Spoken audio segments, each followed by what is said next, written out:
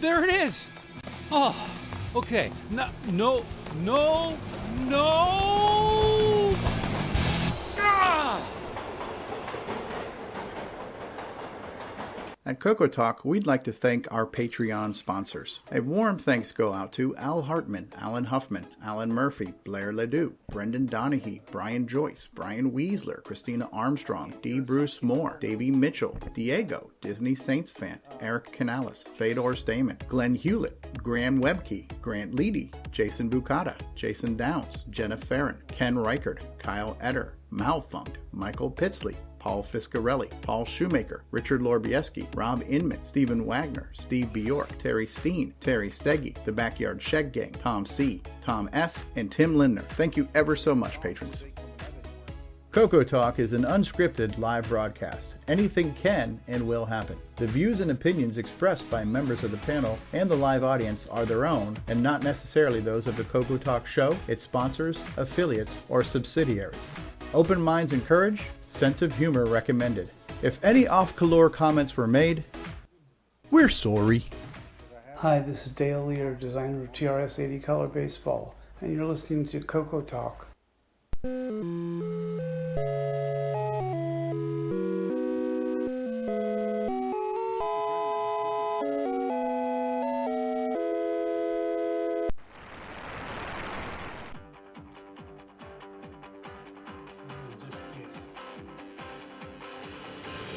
This is CoCoTALK, the world's leading live talk show featuring the Tandy Color computer.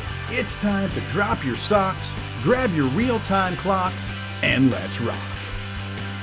CoCoTALK is rocking the 8-bit world, keeping the Tandy flame alive. We may be mocked, but we'll never stop, 'cause CoCoTALK is rocking the 8-bit world.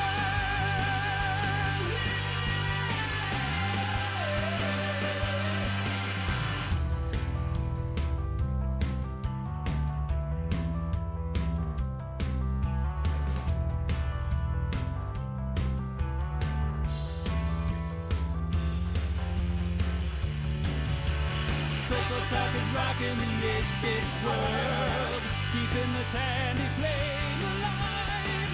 We may be mocked, but we'll never stop, 'cause CoCoTALK is rocking the 8-bit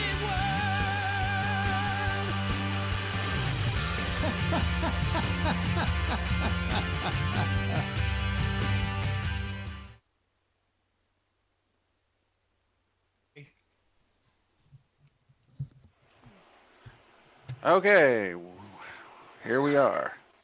If somebody in that chat can just let us know if they can hear us okay, unless Mark Overhoser wants to do a quick check of the audio.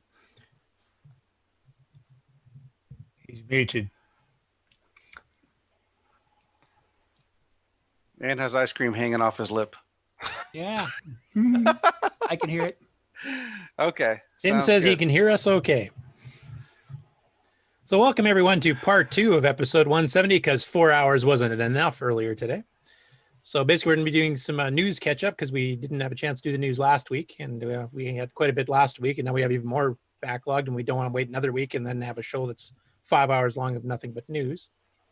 So today we've got a limited panel at the moment. We had a couple of people that went into food comas apparently after the marathon interview earlier. If you guys haven't caught that yet, the interview with Glenn Dionne went quite well. I had a lot of interesting stories from him that we all got to hear, and some rumors finally dispelled and solidified after decades. So it's quite interesting. So anyway, joining us on the panel today, we've got Mark Overhoser. Howdy there. Glad to be here.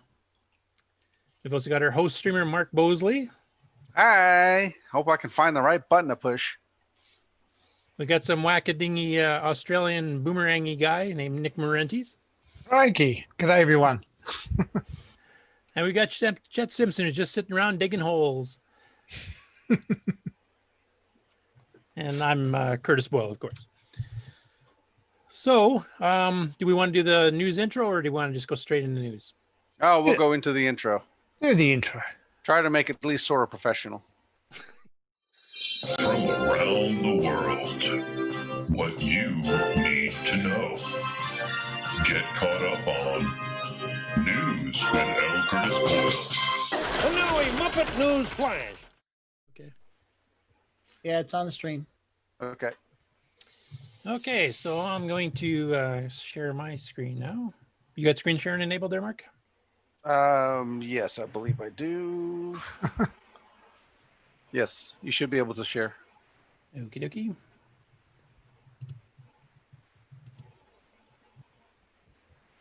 Hey, can everybody see that? Yep. Okay, so first up, and I was hoping Ron was actually going to be on the earlier show when we were playing and doing news then, but he actually got torn away and wasn't able to make the show at all. But he dug out some old pictures he did of the old A-Bus, which was a product that was actually cross-platform. It was a kind of an expansion board, kind of like a multi-pack, and they sold a ton of hardware I/O cards for it, timers and clocks and voltage measuring things. And I'm not a hardware guy, so I have no idea what I'm talking about, but a whole bunch of hardware basically. But he pulled out some old pictures of it from some old club meetings that he'd been there. So that's the actual bus plane there. In this particular case, it's a 5-slot model. And you'd plug that into the CoCo, and then you'd have access to all these cards. And this actually came out, if I remember correctly, even before the multi-pack from Tandy came out. And unlike the multi-pack from Tandy, which was meant to run game cartridges, they actually wired it up in some ways to make it easier to launch a game cartridge rather than actually do better hardware support. This was actually designed for hardware. And there's a whole bunch of cards. Like I said, there used to be full-page ads of all the cards available. These were also available on the Apple IIs and some other machines at the time as well. So he had some old pictures here from one of their old club meetings here. You can see some notes here about using the real-time clock, using the A to D converter. There's D to A converters and all kinds of things, interrupt controllers, etc. So if you were a hardware tinker, this was an awesome thing to have back in the day. Now they're fairly rare from what I've seen. This is only the second time I've actually seen one since Rainbow Fest days. But they were quite popular with the hardware tinkerers. So that was really cool. And thanks Ron for putting those pictures up because I haven't seen one of those in decades. Next up, and this is actually a little bit of old news at this point, but if you remember the CoCo Collector show on YouTube, which Boisy Pete does, he's been going through a couple of vintage CoCo systems with some unique features on them. And this one was in particular was a CoCo 3 that Marty Goodman used to own. And of course, Marty being a hardware hacker himself, put all kinds of like custom mods and everything else on. He kind of showed it on the episode. And then Boisy, who's actually starting to downsize his collection, decided to put it on eBay, and he actually ended up selling it, I think, about a week and a half ago, and it went for $177.50 US, or for Australians like Nick, $250. Ouch! So I'm glad the CoCo actually got out to a good home. Another story will be coming up here is Ed Snyder went rummaging through all of his stuff, and he's got like 60 CoCos kicking around. So now if people are wondering why you can't find them on eBay, it's because Ed's got them all. And we'd like to encourage, obviously he's a hardware designer. He does need some spares in case something blows up, but it would be nice to get some of these out because a lot of people have been trying to get, especially CoCo 3s, and the eBay prices are starting to get just insane for those that actually want the hardware and don't want to deal with just the emulators. Which I think something that's, you went through, Chet, didn't you? You took you a while to find a working CoCo 3 to order, if I remember correctly.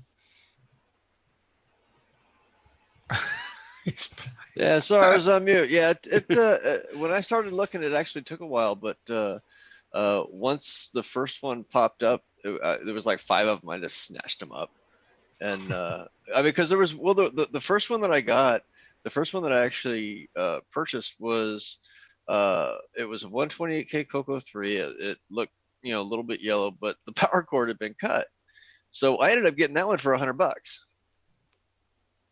Okay, for 120K with the power cord cut, so repairs required. Yeah, so and I had a CoCo 2, so I just pulled the power supply out, stuck into that, and like voila, it works. And so I had that, and I've got a couple. Then I got 2 512Ks and another 128K. Some of that's for testing, and some of that's for a giveaway. So have you got any upgraded to the 2 meg yet, or? No, I'm going to be doing that here pretty soon. That'll be part of my next project. Oh, okay, cool. Keep us posted on that. I'm excited about that. Oh yeah, that's going to be a fun one. You're going to love it. That almost sounds like a threat coming from you, but you're going to love it. You're going to love it like David loves a grease weasel. Oh, now I'm really scared. Yeah.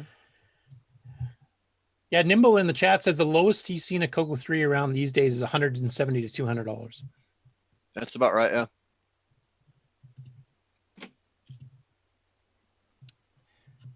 Oops. Greedy bastards. More than what they sold for new. Yeah, getting there. Next up, Brian Schubring. Now, we kind of showed this briefly on last week's show, I believe it was, that he'd found this when we went through acquisitions, and he actually went and took some scans of it so we could see it better. And there was this microprocessor technology course, and there was a CoCo 2 version later on. There was a CoCo 3 version, and he's actually got some pieces of both in here. And this is a kit I'd never even heard of, never mind seen before. So I'll zoom it up here. But here's like the cover of the CoCo 3 version. It was basically, you get this special customized board that comes with it. You also get some software and cassette. On the CoCo 3 version, you actually got a disk drive with it with some disk stuff too. Even included the color TV and a slimline disk drive in this case for the CoCo 3 version. And here's the earlier CoCo 2 version, but with the disk drive added. It's electronics training course from McGraw-Hill, which I believe is still around actually. Here's the ColorBug monitor, which I don't know if anybody here has ever seen actually run. I'm not sure what its monitor is like compared to some of the other ones I've seen in the past.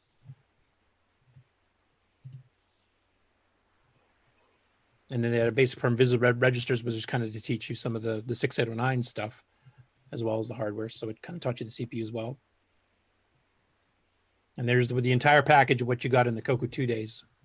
All the manuals, the CoCo itself, the TV, the hardware add-on board that monitors stuff, the cassette software, the disk drive. They even threw in a joystick, which I'm not sure why they did that for a hardware course, except maybe to teach you how potentiometers worked or something. And there's the parts you put together to make your kit. Nerds. This is just a picture of people actually using the kit. So, and this was actually available for multiple other computers too. It wasn't just the CoCo. They had training courses on other machines as well. So there's some literature for it as well. Anyway, it looks like a really interesting thing. I don't remember ever seeing this. I don't know if anyone on the panel ever saw these or if these ever got outside of the United States. Nick, did you ever see them down in Australia? I know I didn't see them in Canada. Nah, never saw it. And Mark Boisy, have you ever seen that? You're kind of a hardware guy.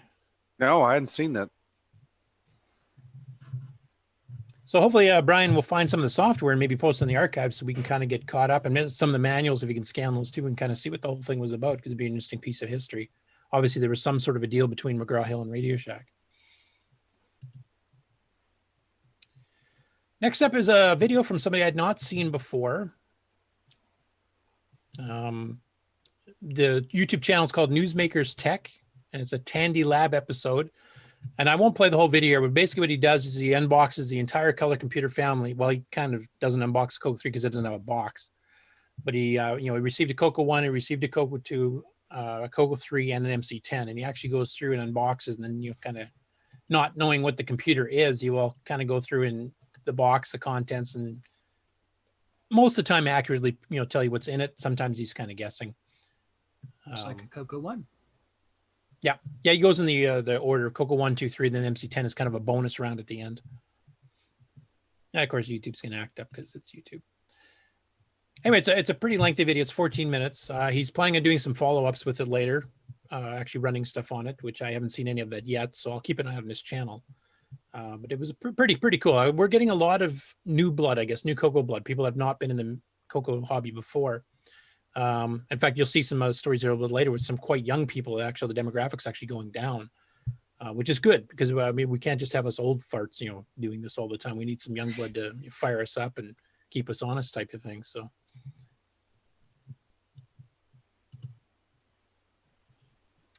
Next up after that, Sheldon MacDonald. Oh, go away, stupid thing. Is working on a new RSDOS disk imaging tool for Windows. And he was wondering about some new ways to make it even more useful than it is now. And it's got some features we've kind of seen. I think it was Paul Fiscarelli's got something similar to this going on, but he's actually also doing it for OS 9, if I remember. I think, Nick, you've been playing with that one, or was it somebody else's you're playing with that? I can't remember. I played with an early version of that, but I think I entered a message here suggesting if you can do dual pane or display, have two DSKs open at once, which he's done apparently. If you scroll down, he's got a picture of it updated. Yeah, click on the second picture. Oh, wherever it is. Well, that's the actual download, I think, isn't it? There should be a second picture there. Well, this is Louis Fernandez's CoCo Disk Util, because like I said, there's been a few of these projects. Yeah, no, but no, there was a second picture. It was the other day. I'll see if I can find it here. Keep talking, Nick. I'm mad. So I'm you mad. requested. There oh, it here is. There it is. Oh, is that it? No, it's not. It almost is. It's got a window popped up in front of it. Okay, so that is the dual pane you were talking about, though. It is, but there was a newer. There was another picture, but anyway. So basically, that's showing two disk images side by side, I presume. Yeah, yeah. And you can copy files, drag them back and forth. Yeah, drag from one window to the other. See, what we need is something like this that I can also do RSDOS and OS9 disks, so you can actually copy files between them in case you need to, say duplicate sound files or something like that. Yeah. And I know Paul was doing one that actually had like raw, reads, and it would actually do ASCII and detokenize BASIC and it was. His did a lot of things. This one too, if I remember correctly, Sheldon said this one is for Windows only. It's not cross-platform with OS 10 or Linux, right? Yeah. Anyway, it's good that a lot of people are writing these utilities because, I mean, we're all switching to disk images, even on the CoCo SDC. So this just makes it a lot easier for people to transfer their files around between their systems. And the more user-friendly versions of these, I think the better it'll help the beginners and the new people that are coming into. I found the picture. If you scroll down a little bit more, it's a little bit lower. Oh, it's a bit lower, is it? There it is. That's the one I'm thinking of. See, I'm not mad. Well, yeah, you still are, but shut up. Yeah. Slightly less mad. Yeah, that's a more updated picture. Okay, yeah, I can see in the middle there move and copy between the two. Yeah, pages. that's it. Now, is he supporting like ADOS formats and stuff for the longer? I disc? don't know. Yeah. Because one thing I wanted to try, like the Amigos had their charity thing, and one of the competitions they had on the Amiga side was making mod files. And I wanted to try to, set it up a disk image for Aaron to try to play some of those on SOC's mod player for the CoCo 3, because I thought it'd be pretty cool. And also a bit of support for their thing. But every single mod they had was at least 200K long, some were 600K. And I know SOC mentioned in the documentation for the mod player that it will handle larger disks, but your DOS has to basically natively host that. He doesn't directly do anything patching wise to modify the disk basic to do that. And I don't know, do we have a standard that works good on the SDC, or does ADOS work with the SDC properly? I've never tried. Oh, I've never tried. The DMK format, does that allow any larger disks? Yeah, it does. Well, it'd be SDF if it was on the SDC, but yeah, it does. Yeah. And maybe you can use that. I don't know. Yeah, because I do want to try that because they had some pretty good entries on there. They had some of the actual Amiga people on there in their group actually, compose songs. We could even play them without getting, copyright ticks. So, Stevie can make his tens of cents. No, it's cool seeing a lot of these utilities here to make things easier for the users. Yeah, that one's a good one. I'm looking forward to that one. Okay, next up, Garrett Meiers posted some photos from a major CoCo haul he found in North Carolina, which includes some slightly rarer stuff here too. So I'll just quickly go through some of the pictures here. And this was a rather large collection he got in possession of. So it's CoCo 1s, multi-packs, a whole bunch of floppy drives, right back to the original 35 track. Oh, where's David's lab? Yeah. Down to the 40 track, a half height at the bottom there. Yeah, it's David Ladd's wet dream is what it is. Then there's one here that has the Mark Data Products keyboard, which in my view is probably the best feeling keyboard we had at the time, with a very close second being the HDL 57. I personally would have picked the HDL 57 because I liked having the extra keys. And I had people up here at the local club at each of these, and I got to try them both. But this was a very nice keyboard. I've got that keyboard. Yeah, it was a nice one. Some more mini discs. A cassette player with Phantom Slayer in it, the exact same cassette I have here. What's that thing in the front there? I see the two disk drives, but what's in the front? I don't know. I can't really tell. Maybe there's a better picture afterwards. Console. Also picked up some Model 1 and 3 stuff here, which is what these games are from. The original Dancing Demon that Dancing Devil was based on. I remember seeing these both in the Radio Shack catalogs back in the day.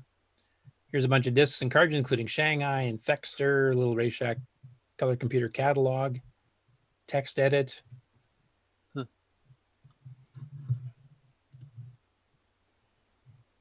Kind of the standard Radio Shack binders, which a lot of programs had in the day. This one, Picker one's a Color Computer and Learning Lab, which we've covered before. With all the cassettes actually there too in the manual. Shanghai, Racket 2, card games, which we were talking about earlier. I think that's that poker game, the solo poker game that Paul Shoemaker's working on. I think the CoCo 1 and 2 version he was mentioning is actually on this collection, if I remember correctly. An Orc 90. Where it tells you to remove the cardboard cover before plugging it in, which should be bleeding obvious, but a couple of different disc controllers of various vintages. Smaller multi-pack. And we're back to the beginning. Anyways, a pretty good haul. He didn't list what the price was. I'd be curious for all that. Now, this one here is a little bit of an interesting one, and I don't have the actual video to play because I think Netflix would flip on us if we tried playing some of their stuff on a live stream. But if you guys are following the Netflix show called History 101, which is a series, they've put the first season out, and it's just, randomly picked subjects. They've done stuff on plastics and robots and all kinds of things. This particular one is episode 4, and it's on plastics. And very briefly, and I took a screenshot here, at around the 10:35 mark, they start talking about going into how plastics evolved in the 1980s in consumer products. And they were covering a lot of the home computers and video console games. Instead of having the old wood grain like the old Ataris did, they went to much more plastic cases. And this just happens to be the transition video they used is the Color Space Invaders by Spectral Associates on the CoCo, which is what the screenshot's from. It only appears for like a second and a half, but when I was watching, I was like, wait a sec, I recognize that. So we're on a new Netflix show. Briefly. Now this one, Nick, you and I kind of talked about this one. This is a joystick designed for the Dragon. Let me zoom that up here a little bit, which is a brand I'm assuming must be from the UK because I've never heard of it before. An Alt A1.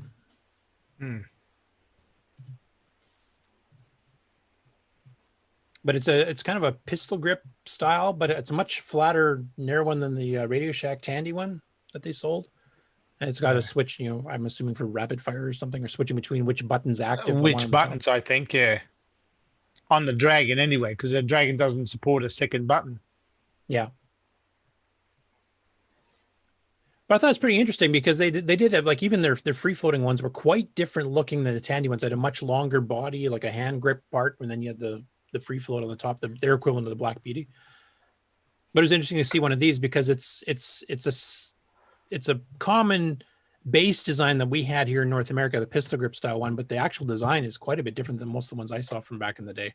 Like most of ours had the little, finger held grip parts, like the Tandy 1000 / CoCo one did from Tandy. And this one actually has pretty well just flat, which is different. And it's much shorter than I'm used to seeing. It does have the suction cups on the bottom though. I'd be interesting to hear from some of the Dragon people, if this is a really good joystick or not. Next up, Greg Dionne in Facebook had originally posted the link for this. And I'd missed this. Apparently, he put this up a while ago, but he reposted it because I guess a lot of people missed it. But on his GitHub account, he actually has an MC10 assembly language program tutorial, which includes sample code that you can enter in and also instructions for setting up one of the emulators. He has a PowerPoint presentation. And he goes through the entire assembly language set, and he goes in how to do graphics and sound and, read the keyboard and everything else. So anybody interested in doing MC10 programming and wants a nice, head start tutorial on how to learn how to do 6803 assembly language and even how to use their interrupt controller and stuff like that. This is a pretty good one. And I took a couple of screenshots, which I don't know if I still have in here or not, but I think I do. Yeah, so that's, for example, the first slide introducing it and also mentioning the virtual MC10 and the TASM compiler. And then here's one of the sample slides from a bit later on. We're showing you how to use some of the higher res graphics that the MC10 could actually handle. Now they didn't hook up they didn't have a SAM, so they don't have all the modes we had. And they also wired the RAM kind of stupid so that even if you put in the 16K upgrade, you couldn't use it for video RAM. You're still stuck with 4K. So you couldn't even use the highest modes without it, looping back and replaying some of the same stuff without hardware modifications. But he actually has some, sample machine language code here on this particular screen. This is about halfway through the tutorial, or maybe 2/3 of the way through. So it does get pretty advanced, and it definitely, if anybody's interested in writing an arcade game for the MC10, this would be a good tutorial to go through if you're not already familiar with the machine.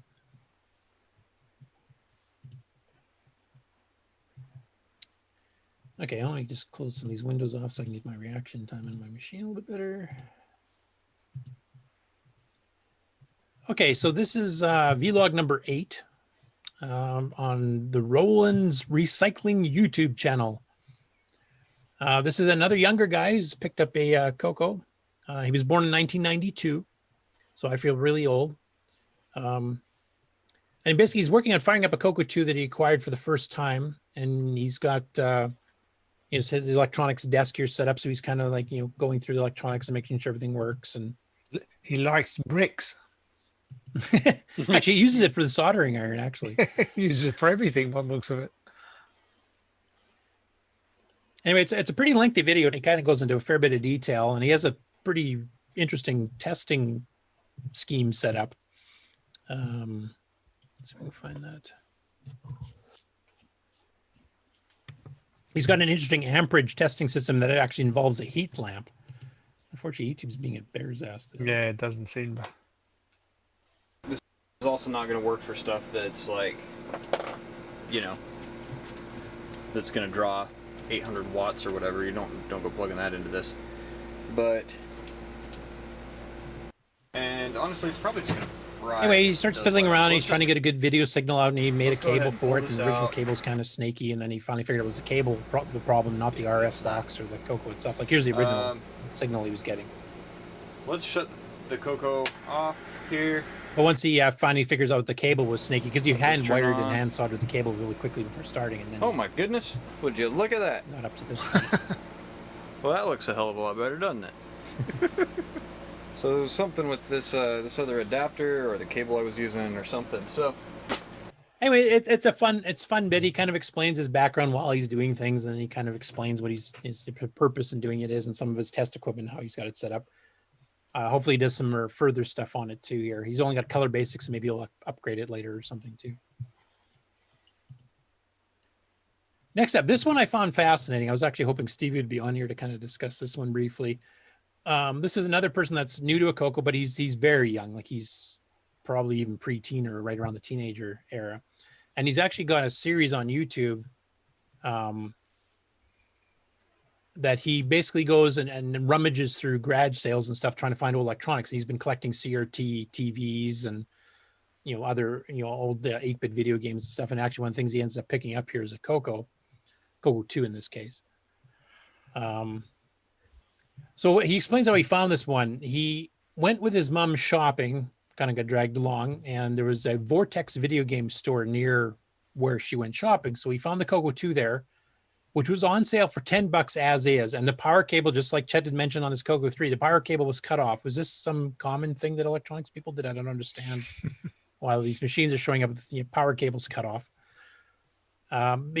He basically said, and this is a young kid, so he doesn't have a ton of money. So the guy said, $10. And he said, I don't, my mom won't let me get it for that. So he went back and see his mom and stuff. And then he came back to the store later, and the guy went, you know what? We're probably never going to even try to fix this and put a new power cable. Have it for free. And just gave it to him. And then he ended up buying a couple Nintendo Power magazines or something at the same time because he felt kind of guilty.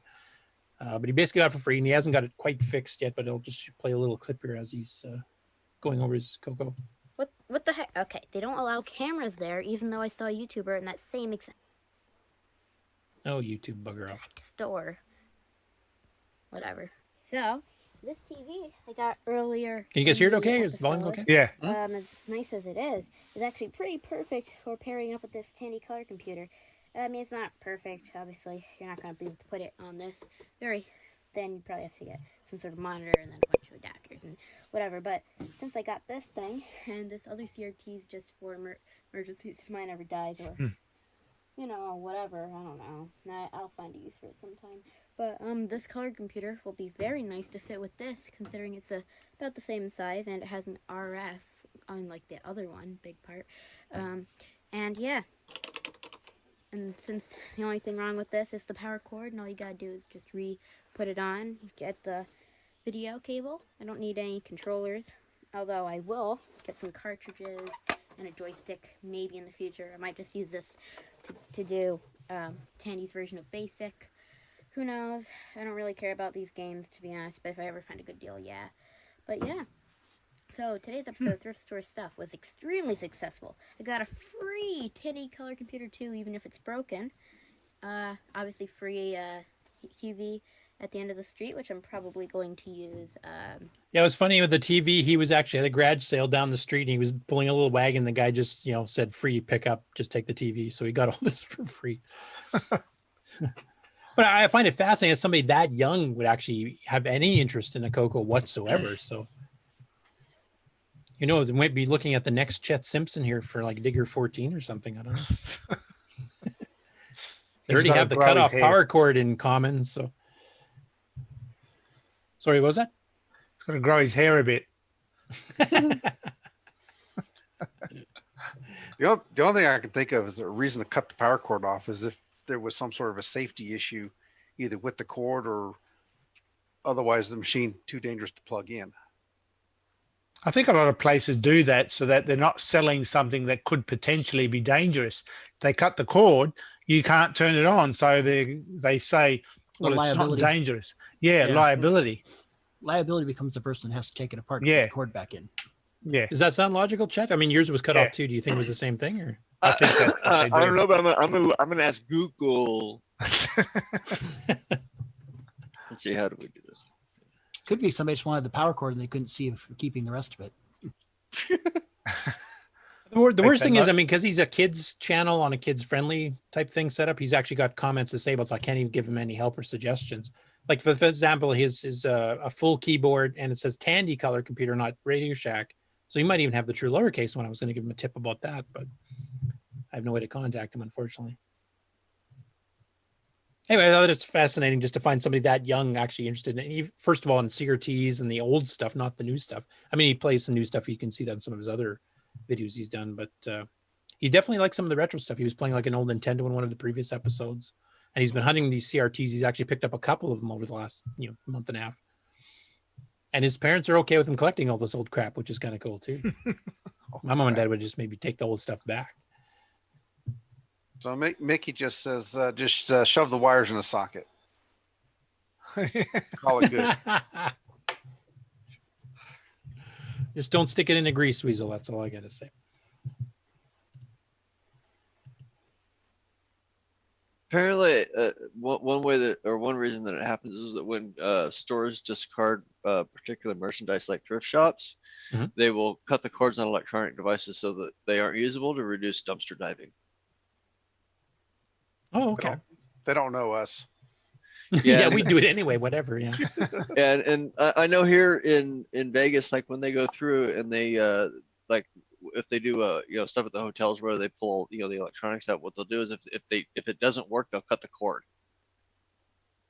Just so that it's easy, so that it's really easy to know. So a lot of people could be picking up these machines. Recently they plug it in, they have no idea whether it works or not now. They just hear it click. Yeah. And for electronics to click when you turn it on, that's usually a bad sign. But for us, it's life.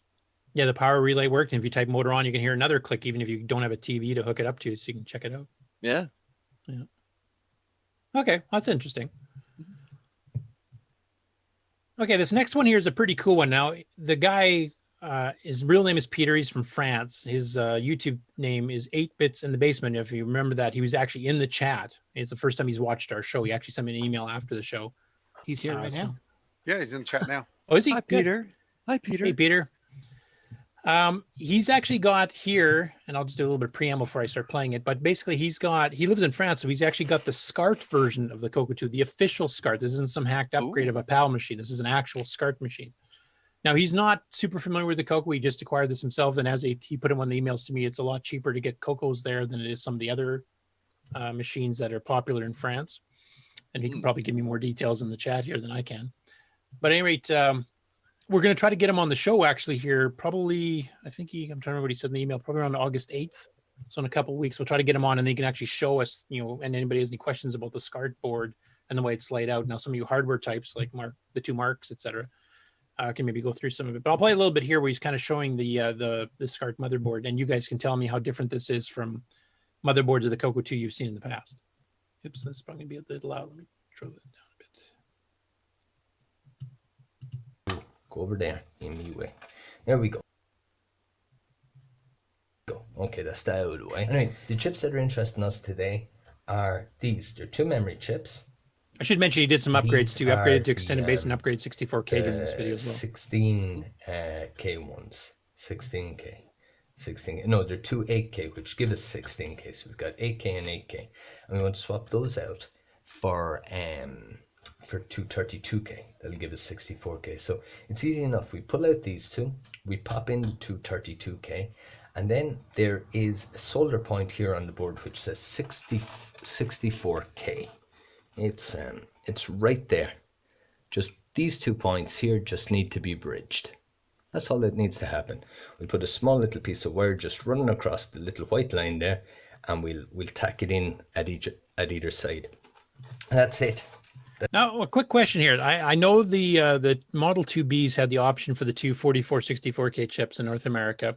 And then they had the little satellite board, you could put the 8-chip satellite board like the old style upgrades. But I do not remember those 2 little white connectors that are right around the RAM chips he's showing there. Is the way the upgrade was done on this. Is that? That's where you plug the satellite board in. Yeah. Is that the same layout that the North American ones had, or was it a bit different? It had the 2 white strips like that. I think they were in a different place on the board, but it seems all backwards. It's like the processor's down the bottom corner, and on the other machines, it's up on the top. So the layout looks totally different on that machine than from a US one. Okay. And also, if you take a look in the upper right corner by the cartridge slot, you can see he's got the color basic ROM in there instead of the extended. Now, it actually is a 24-pin ROM in a 28-pin socket. Was that the way Tandy sold the non-extended basics too? Was on? Yeah, I believe there's a jumper on there also. Yeah, there's just right below right above the CPU. Mm-hmm. There's 4 or 5 jumpers there that switch the socket over from a 24-pin to a 28. Okay, yeah, that's basically the same thing he does here. I just didn't know if they're the North American ones, because all the CoCo 2s I saw of this vintage all had 64K in them already, so I didn't know if that was how it was done. Yeah, on the Korean machines, yeah. Yeah, so there's you can see the empty pins and then those bridges you're talking about underneath. Right. Because when you had extended basic, you had a bigger ROM. Okay. 128-bit ROM versus the 64-bit ROM. And then he also showed, I think, elsewhere in the video, I can't remember exactly at what spot, but he showed that there's no TV selector switch, there's no channel selector at all, because SCART didn't need it. So. Does that have any RF output at all? I don't believe so. Peter, if you want to chime in the chat room there, just in case I'm remembering this wrong, because I actually viewed this video several weeks ago, so I don't remember all the details, but I don't believe so. Well, if we back up a couple of frames, we can see the full board again. No, there's no modulator. Oh yeah, you're right. Yep. Just that one connector up by the power button. I guess that must be the SCART connector, I'm guessing. Yeah, must be. Now the power supply, doesn't this look a lot smaller than the ones we had in North America? Or am I just remembering this wrong? I haven't opened one up in a while. It looks a little more complicated. Like the stuff in the lower left-hand corner must be to do with the video out, because that's not on a US one. Okay, yeah, he just verified in the chat too, no RF at all.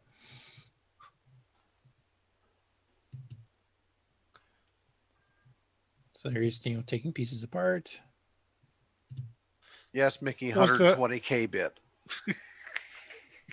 Was the SCART on RGB output? I believe it is a version of RGB. Once again, Peter hopefully can verify that. Maybe all that extra circuitry in the bottom left is actually the RGB circuitry. Oh, that could be. Convert S video to RGB. What's he saying? He says, like an S video connector, yes, RGB with sync. There's a slightly more zoomed in version that might help. Yeah, I'm thinking that circuitry down at the bottom is combining signals together. Yeah, because the 6847's down there. Yeah, that's what his finger's on right now, I think. Yeah. I don't know what that thing is next to the video chip in that same corner. Yeah, just to the left. I don't have a clue unless he zooms up in here. I can find it. I think this is just where he's kind of going through the chips. The main workload is done between these chips here. This is after he did the 64K upgrade and the extended basic. Smoke time. Lovely, we're after getting our upgrades done. So now we're going to have a little look and see what's after changing. So, the first thing to do is check if our ROM upgrade is after working. Obviously the ROM upgrade works. It's just turning on the system. And you see in the top left-hand screen, it's definitely a later model CoCo 2 to have the 1.3 color basic, because I think the CoCo 2s came out with 1.2 originally. 1.3 I think was the upgrade to handle the 4464 style chips. See if the ROM upgrade has worked. The 4x4. The next thing we can check quite easily. They upgraded the same too. All we need to do is we type print mem, and this will print out the memory. So this works great before the upgrade because it'll give us a result of 14,631, which is correct. That's our 16 kilobytes with overheads removed, you know, for basic and screen memory and all that kind of thing. If we run the same command after the upgrade, it'll give us 24,871 because now the ROM is a little bigger, the extended color basic ROM is a little bigger, so the overheads are a little more. But what it's actually given us is it's reporting back a memory size of 32 kilobytes. And the reason for this is that this is a limitation of the basic used on the CoCo computer.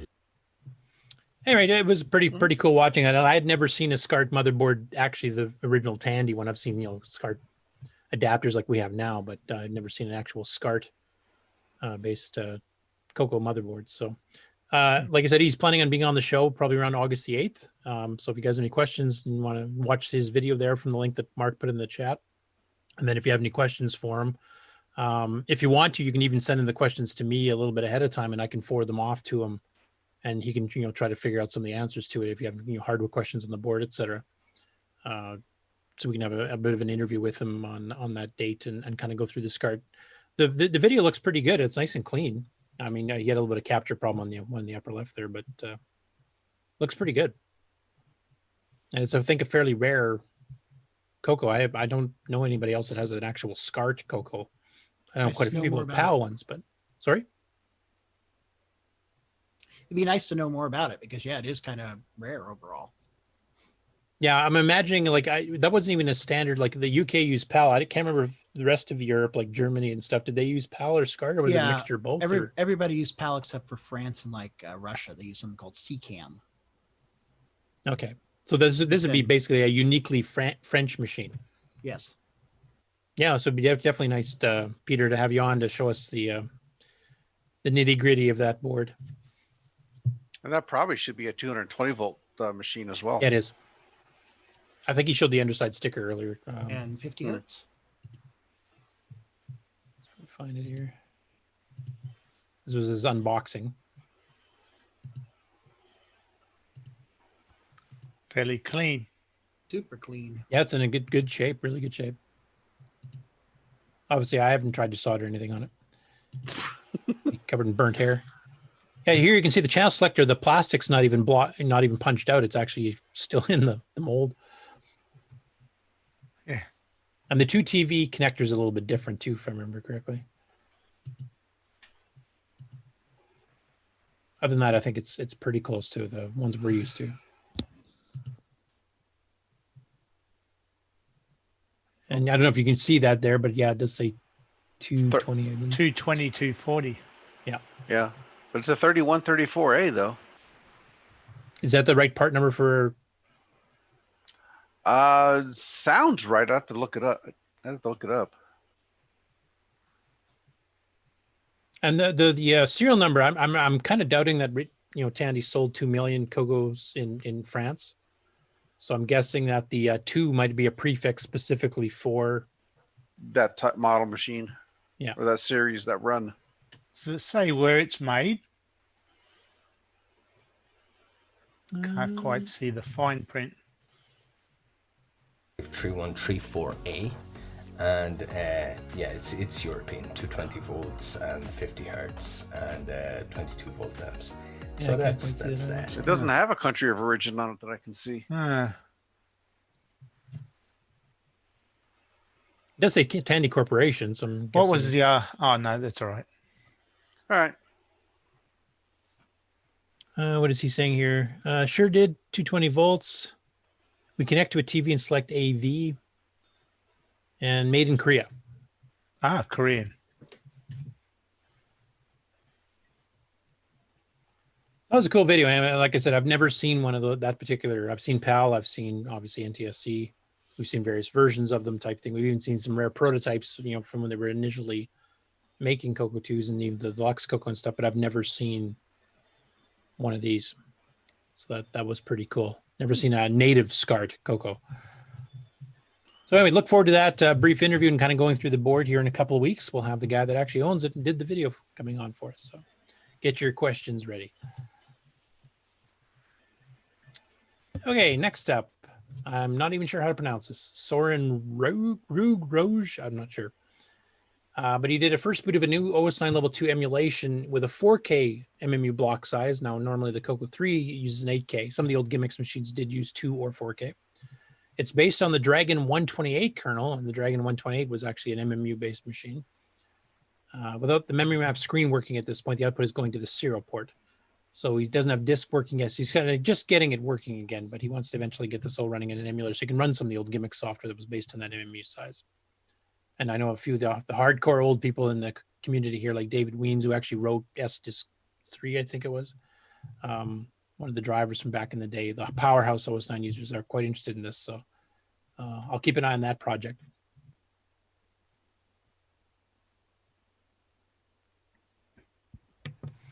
Next, this one showed up on Facebook. Garrett Meiers posted a picture of a different video text terminal that I've seen before. I've seen the ones that just say video text and it has a little, light in the button. I've seen the blue ones, which are the original AgVision ones. This one actually has the Tandy or Radio Shack, I should say, the Radio Shack logo replaced and says Professional Farmers Instant Update. And is this one that anybody else has ever seen this particular model before? Because this was a new one on me. And I wasn't even aware this version existed. And I know some people here in the chat originally thought it was a Coco 1 and didn't notice the fact that it's not Radio Shack and that It's it has got that the light, yeah. Yeah, the light like the video text terminals did. Wonder if it was just a rebrand from a co-op or something. Yeah, I guess that's possible. I do know Tandy had made some deal with the Farmers Association or whatever it was called at the time, because that's one place they were really trying to push the video text terminal even before the Coco was released. But I don't know if this was an officially co-branded thing where they manufactured and then the Farmers Union or whatever sold it separately on their own. I'd be interested in the history of that. I'll have to maybe check with Boisy. I did a little bit of Googling and I really couldn't find a whole lot about it when I saw that thing because it caught my eye as well. Okay, I'll check with Boisy because I know we did quite a bit of research on the video text terminals back when he was doing the book with Bill Laguidis and it's in pretty good condition. Yeah, not even the paint's not worn off. Yeah, like where your wrists would hand on the bottom, you rubbed off to black.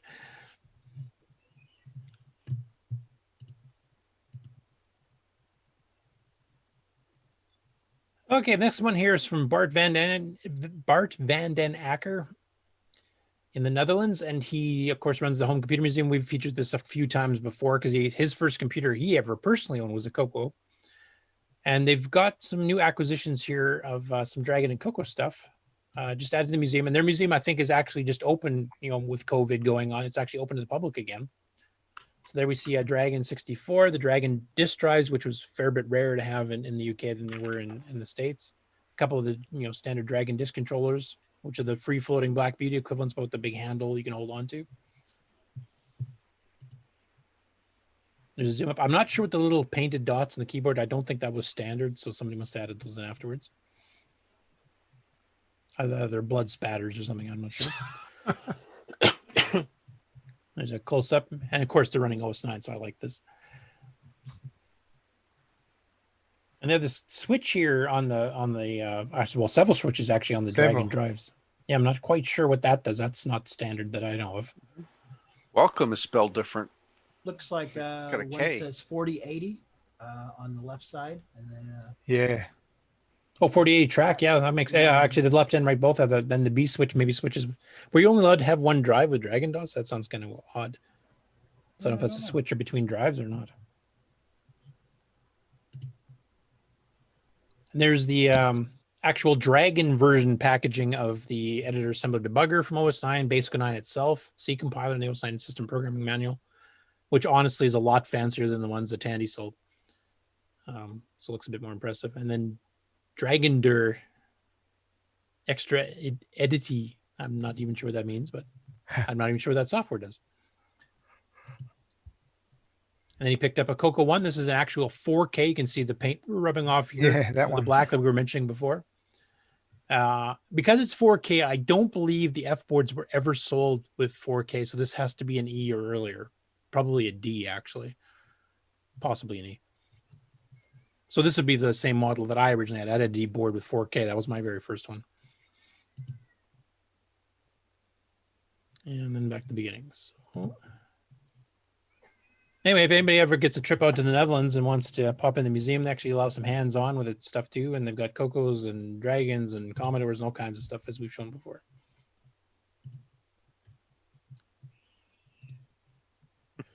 Okay, and here's the Ed Snyder, the Cylon, who also apparently is a hoarder. He went through, as he said, to reorganize his retro computer storage room and said he even found stuff he forgot he had. So we'll kind of go through it. Now, here's a general idea of what he's got. And if you're wondering where all the Cocos are that you wish you could buy on eBay, I think we found them. He's got MM1 on the floor too. Yep. And that's really rare. Damn. So he's got all these nice MC10s for you guys who want the MC10s. He must have a lot of windows. Commodore 16 or paperweight. I'm not sure which that's meant to be. That's the, I believe the M1. Some Atari stuff. Commodore. Apple stuff. Some fancy tape decks. Model 100 floppy drive. Yeah. Yeah, the whole floppy drive video interface case. Yeah. There's the expansion modules for the TI 9940. Here's his CoCo One, part of his CoCo One collection. And he's got both the older models and the newer ones. You can tell the ones that have the full black background are the older ones, and then the one with the silver inlay, like a third one from the bottom there. He likes to have spares. Yeah, and I can understand. Ed's a hardware developer. He's making new boards for all these machines. He's not just doing CoCo 3 stuff. He's doing, he's helping manufacture the CoCo VJs, for example, and the MC10 upgrades. So I can understand him having some spares, but isn't this a little bit much?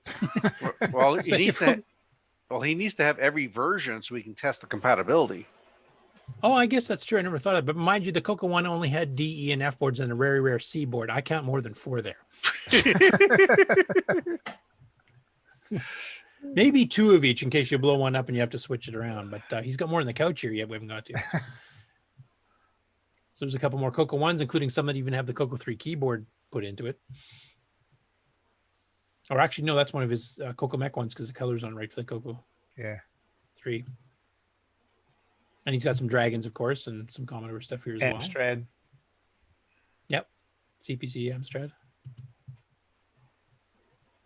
Microcolor computer boxes. Sinclair. Yeah, Timex Sinclair, the ZX80, isn't that the original? Yeah, it's the Z80. Or the American version of the Sinclair Timex. Yeah.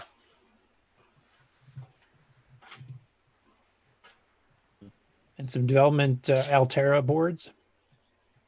And a bunch of multi-packs.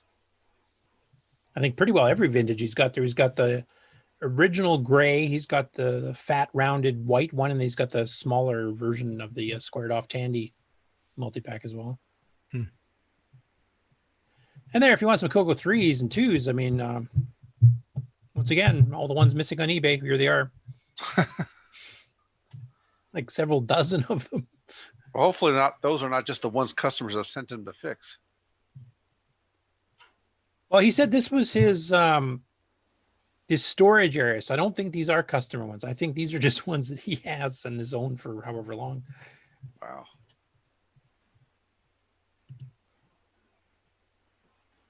Some Aquariuses on the bottom. Those are a little bit more rare. Another CoCo hidden away here just because you still need more. That's an Atari, isn't it? On the right? Yeah, I don't know if that's a Falcon because it's a dark gray.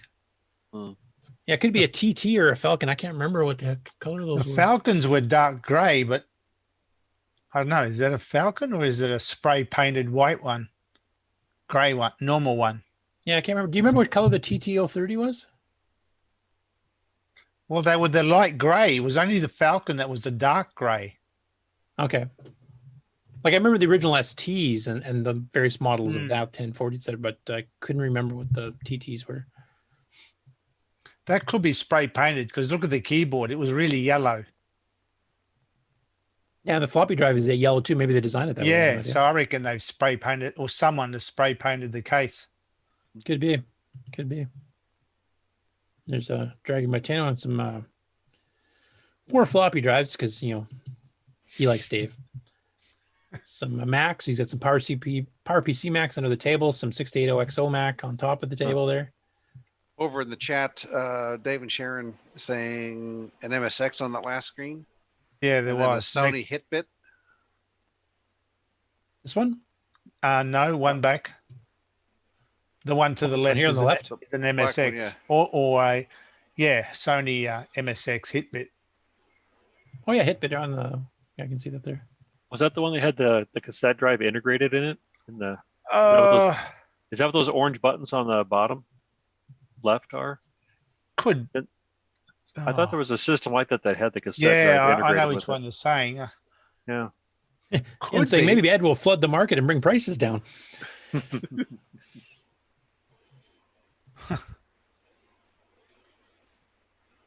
There's some more of his Mac collection. Some of the, I think it's a Quadra on the right, maybe, or it might even be a later PowerPC one. I'm not sure. Mac Plus. PCs. Yep.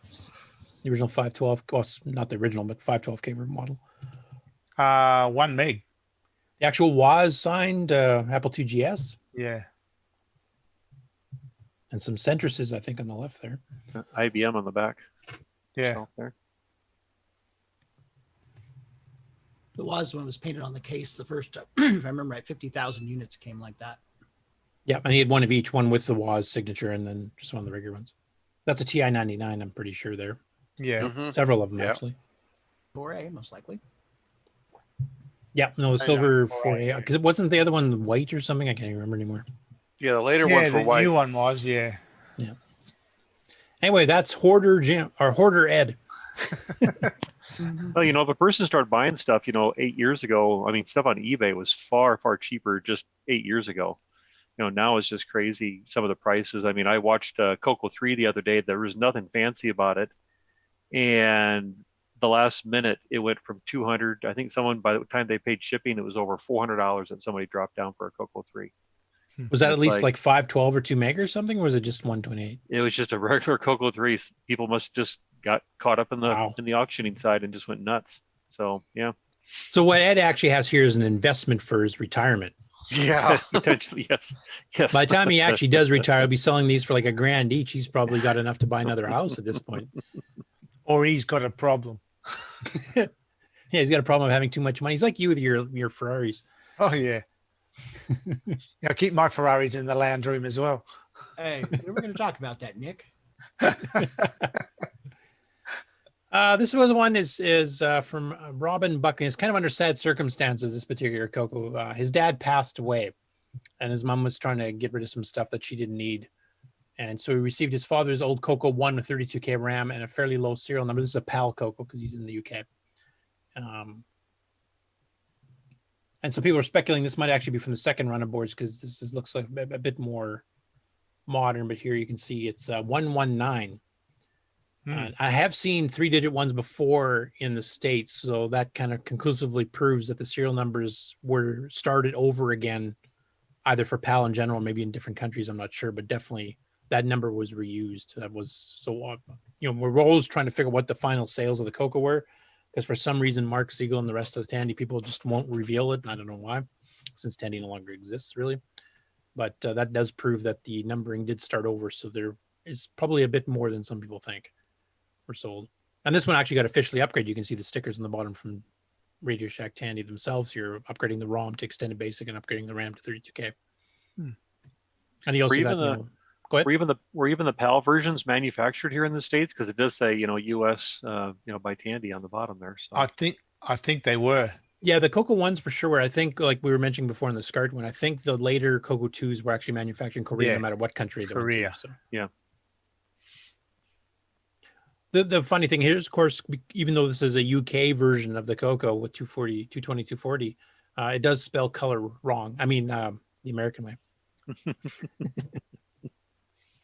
Yeah. Now, the model number there, Mark, you were talking about that other one. Is that the same model, 263004A?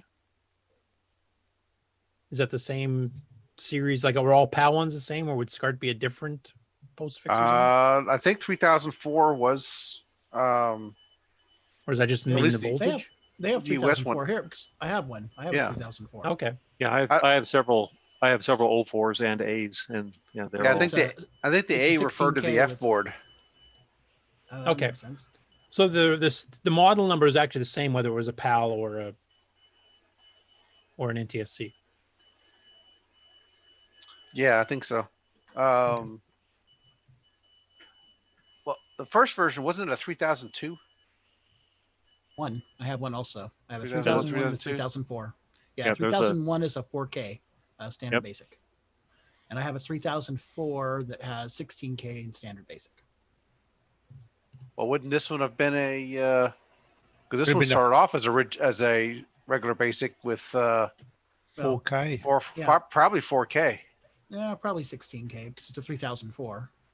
Yeah. Okay. Wow. So I probably started with 16K, and then it was the extended basic is the 3018, and the 3017 is the 32K. So. Okay. So it probably actually has 64K in it then. Probably there was a few of the early upgrades. I don't know if that happened in the UK, but there was some of the early upgrades in the States where the chips were not totally good on both banks. So they did sometimes sell. There were 64K chips technically, but sometimes they actually did not work on the upper bank. So they sold them as 32s. But that, from what I understood, did not last too long. And they just said, it's just easier to get chips we know work all the way through because it just caused less problems down the line. And they started selling. Yeah, because they just had to match them up as being upper bank or lower bank that were good. Yeah. So they had to test them and match them. And it probably has the jumpers on there too, right on the system board there for jumping it between 16 and 64. Yeah, I'm trying to remember the E-board. I didn't have an E-board. I had a D, which only had jumpers for 4 and 16K. If you wanted to go past that, you had to hack the circuit board. I did have a friend of mine that had 32K, and I think it actually had a 3-way jumper, went 4K, 16K, and 32K. There was no 64K option on the board as far as the jumpers were concerned. Interesting. And just a couple comments in the chat here. Jim R said he just paid $319 for a CoCo 3. James Diffendaffer mentioned his first CoCo 3 was $25 boxed. So obviously that's from a while ago. He also mentions, though, that the serial numbers were started over for each revision. He has a 175 in the original case, but he thinks it's an F board. So that would mean that they would have, restarted from the C board, the D board, the E board, and the F board. And we've seen some in the tens and hundreds of thousands on some of the F boards. So once again, it points that there's probably more CoCo sold than some people think, but we still don't know. And Tandy just, their employees just want to tell us.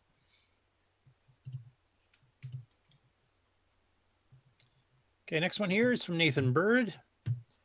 He's put up some pictures here on Facebook showing is hooking up a Teensy 3.5, and I'll have to let the Marks chime in exactly what that is, to his CoCo 3 and being able to read the data bus using it with some screenshots. So what's a Teensy? A little like microcontroller. Yeah, like a Arduino kind of thing. Except it uses, I think it's a ST microelectronics processor. Okay, so here's actually dumping stuff off the bus here, and then here's it plugged in with the, I'm assuming the USB cable there is probably for data and power or something? Just power. It's actually wired directly to the bus. If you look at the pictures, it has wires on the bottom hooking it up. Okay. So the TC 3.5 is 5-volt tolerant, so you can just hook it directly up to the data bus on the color computer.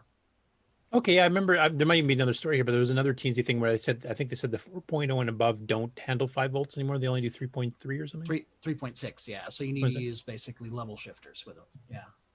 Okay, yeah, I think Bill was chiming in on that.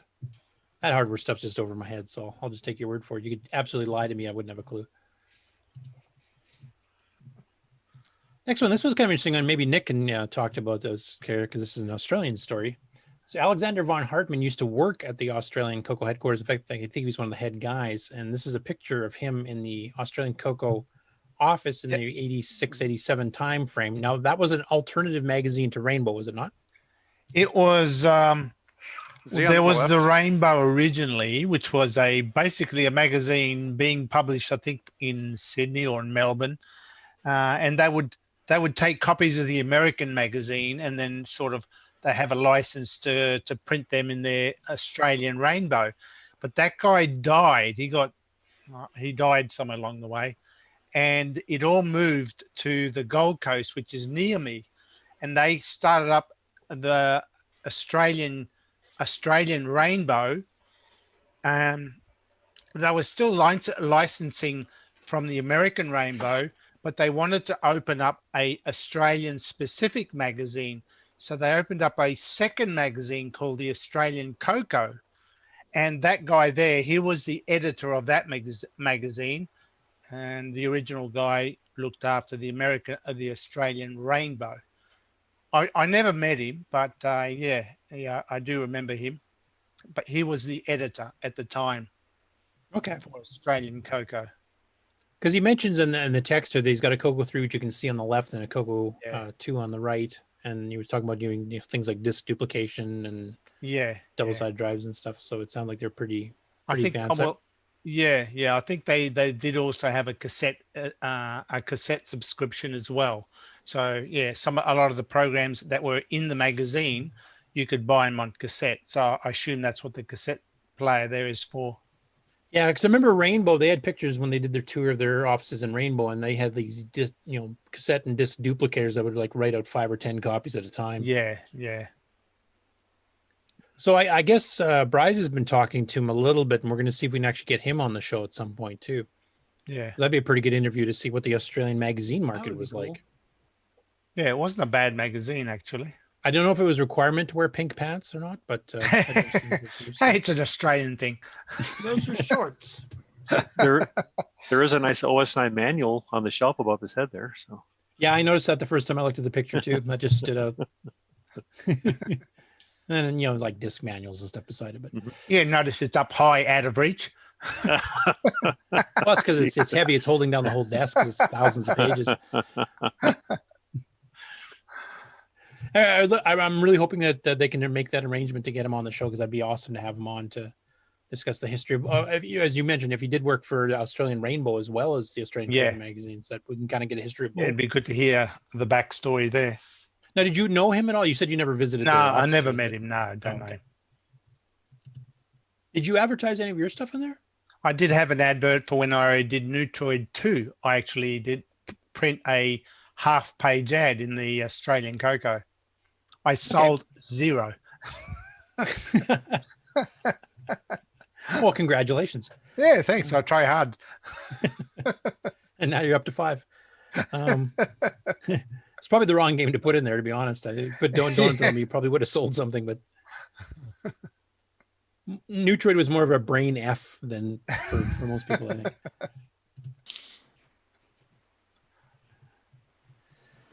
Okay, we got a couple here from Jeff Salzman, and actually, Chet, you'll be familiar with this one here because it was actually the episode you were showing in the background while you're doing some of your digger testing, which is the Coco being quite prominently featured in a couple of episodes of Silver Spoons, and it's a show I never remember. I didn't watch that when I was young. I don't remember the show much at all. So Chet, you probably know more about it than I do.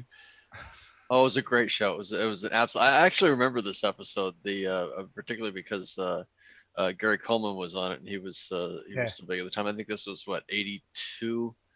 This was the first or second season, but yeah, that was. And this isn't the only episode with the Coco. I think that the next episode has like a Coco 2 in it.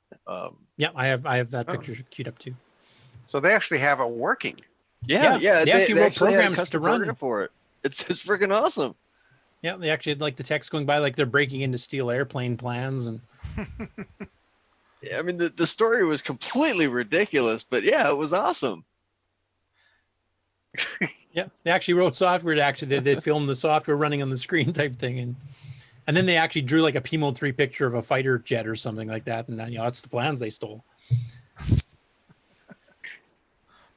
Obviously a documentary, but So he's got all these gadgets on him. He's meant to be a little computer nerd, is he? Yeah, computer whiz kid. And then Arnold was playing a reporter for a school newspaper or something. Yeah, except he's Arnold Jackson in this episode, not Arnold. Oh, right, yeah, So, right. yeah. And of course, the FBI come to his house, which actually some of us actually have some real familiarity with. So that was kind of interesting. And then, like Chet was mentioning, there was a second episode later, done quite a bit later, because now he's upgraded to like having a printer and disk drives instead of a cassette deck like he had in the first one of CoCo 2. And I didn't see this episode. I don't know if you played this one, Chet. I didn't get a chance to catch all your streams here, but is that CoCo kind of hooked up to his exercise machine? Is that what this premise is here? Yeah. I haven't streamed this one yet. I've got to find it. But yeah, he's got the whole thing, set up, and I think they did a zoom in on this one too, of the screen. But yeah, I remember this episode. It was awesome, especially when I saw the disk drives and the little CGP printer there, because I always wanted to get one of those, and when I saw it in there, I wanted it even more. It's an early virtual reality thing. We're like kind of like the Apple Watch of the day. It's monitoring your exercise progress, right? Yeah. It's But a Fitbit. Where did they find the room to put the controller? Yeah. Yeah, I don't actually know. Maybe they probably don't have the drives hooked up to it. It probably plugs into the joysticks. Yeah. Into the analog and into the DAC. Yeah, I think you're talking about the drives though, because the drives are too close to the CoCo to actually fit the cartridge. Yeah, of course. Yeah. Unless Yeah, they they have that probably short don't have the stubby cartridge. controller. Yeah. No, I don't think that it's. I don't think they had the short stubby controller by this time, because they were still using the full height stand-up drives rather than the half height side. Oh, that's true. Yeah. I mean, so, they are the white ones, which is a little bit later than the old gray ones, but mine came with the older large controller, and it was the last set of white ones. In fact, they would have come out at the same time as this one. If you look at the keyboard, that's not the that's right after the low profile keys were replaced. Yeah, it's a full height keyboard. Mm-hmm. So, I mean, obviously you watched that show when you were younger, Chet, and I didn't get a chance to. Was the CoCo in like more than 2 episodes? Like, was it a running thing throughout the series, or did it just appear once in a while? No, it was just, I think it was only 2. It might have been in the third one. The only reason why I watched the show was because of Erin Gray. She was, from Buck Rogers and all that. So, I mean, that was really the only reason why anybody watched this show. It wasn't exactly, the greatest thing on the planet. So, but yeah, she was hot. I remember that. I remember watching Buck Rogers for that too. Yeah, so it was. I mean, seeing the CoCo there was great, but yeah, that wasn't why I tuned in. Yeah, they should have had the CoCo hooked up as a heart monitor, and then every time she walked in the room, you could just watch his heart rate go up. So, oh, that would have been good. I don't know if they were still going with some of those, like family oriented standards at the time. I don't know, before Bill Cosby started like molesting people and shit. So, well, before we go too far down that dark road, we'll go on to the next one. Oh no, I guess we're not. We're still going down a dark road. Okay, so Andrew Marshall put up an interesting CoCo that he got. And I'll let the picture speak for itself as I zoom up this picture here. This is the sticker they had on. I'm evidence. Yep. Dave was found, located, and developed. I thought that was pretty cool. Yeah, not the normal warranty sticker. No. So obviously, CoCo that was stolen at one point and then entered as evidence. Either stolen or I don't know what used used in the crime. Yeah, exactly. It would have been bank hacking, or they bludgeoned somebody with. I mean, those I did things like were David pretty heavy. Moakes. Yeah, I did like David Moakes' comment here. He says, as you can plainly see, someone has disturbed the warranty sticker and paid the price. Yeah, they probably got beat with it. There is an odd spot there on that right side. Yeah, it's just like somebody got cracked in the nugget with it. Yeah. So I've never seen one a CoCo with those stickers on it before. I guess the rest of us never got caught. So. So there's a difference between getting caught and getting raided. Yeah. Actually, I did have a friend who got raided. He was he wasn't a CoCo user though. He was, what was he back then? I think he was an Amiga user, and he actually got his confiscated by the RCMP because he got caught, breaking into computer systems. So Richard Harding here, and this is back to the Teensy, and he's doing some sample code to convert, and this is the Dragon group. A Dragon keyboard to USB using the Teensy 2.0. Now, Mark, you have to tell me what exactly a Teensy 2 is versus a 3 and a 4. The processor's not as fast. I don't remember the specifics, but it's not nearly as capable as the newer ones, the bigger ones. So obviously it handles USB internally. Yeah, and a keyboard would be a fairly simple USB interface. It's a slower USB. Very slow. So. Yeah. Hey, it's cool that the Dragons are getting some of the same types of hardware projects we're doing, with even some of the same base hardware to add on some of these extra features. So, James Jones has a comment. Long ago, someone called me to go to a place where the Des Moines police keep seized items. The caller knew I was a CoCo user, and they'd seized a CoCo 3. I went over there and got it. Well, that's a cheap way to get CoCos. It's probably even cheaper than eBay. I'll have to keep an eye out. Another one from the Dragon Group here. Roger Taylor, who, of course, is in charge of the Mr. CoCo and has done some other previous hardware projects based on the CoCo, including the Matchbox, which Bill has. So he's got the CoCo 3 basically working pretty good in the Mr. And he's decided to do a Dragon.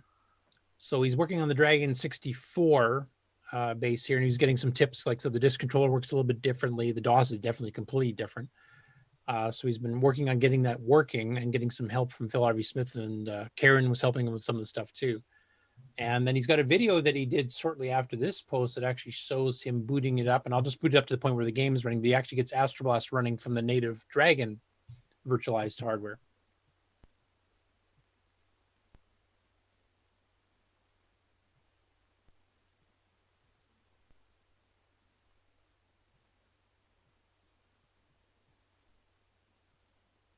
And here you can see the interface that it uses.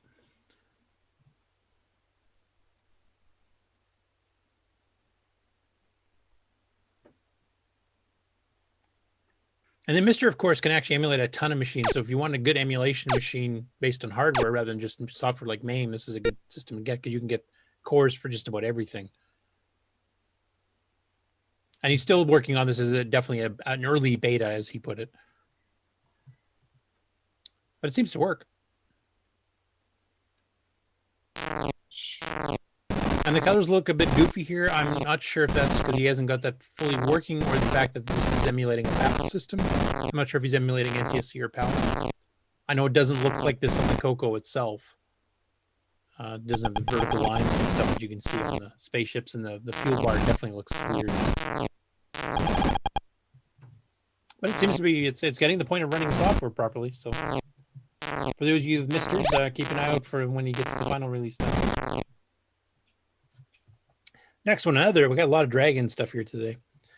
This next one here is actually a pretty decent book. I took a brief look through it. Obviously, I haven't read the whole thing, but it's Advanced Sound and Graphics for the Dragon Computer. Now, most of it at the beginning is basic, but it gets into like 3D drawing and algorithms for doing that, and hidden line removal and all that kind of thing. And then it has a section on doing some machine language subroutines for like scrolling the screen and stuff too. So it's not the simple graphics book where it basically just, regurgitates all the stuff you'd get in the manual of how to draw a circle or something with a circle command. It actually gets into quite a bit of detail. So I'll just show you the table of contents. It's a pretty good sized book. Beyond basic is when you're getting into obviously doing some machine language routines. So how to access the keyboard, how to add, draw high-res characters on the screen using basic, and animation, sound to synthesis. And then he does the actual summaries and stuff here. But it's a pretty decent looking book. I mean, if you want to learn programming for the CoCo graphics and sound system too, all this stuff will apply, because the graphics are done exactly the same between the two. And the sound's done pretty well exactly the same between the two as well.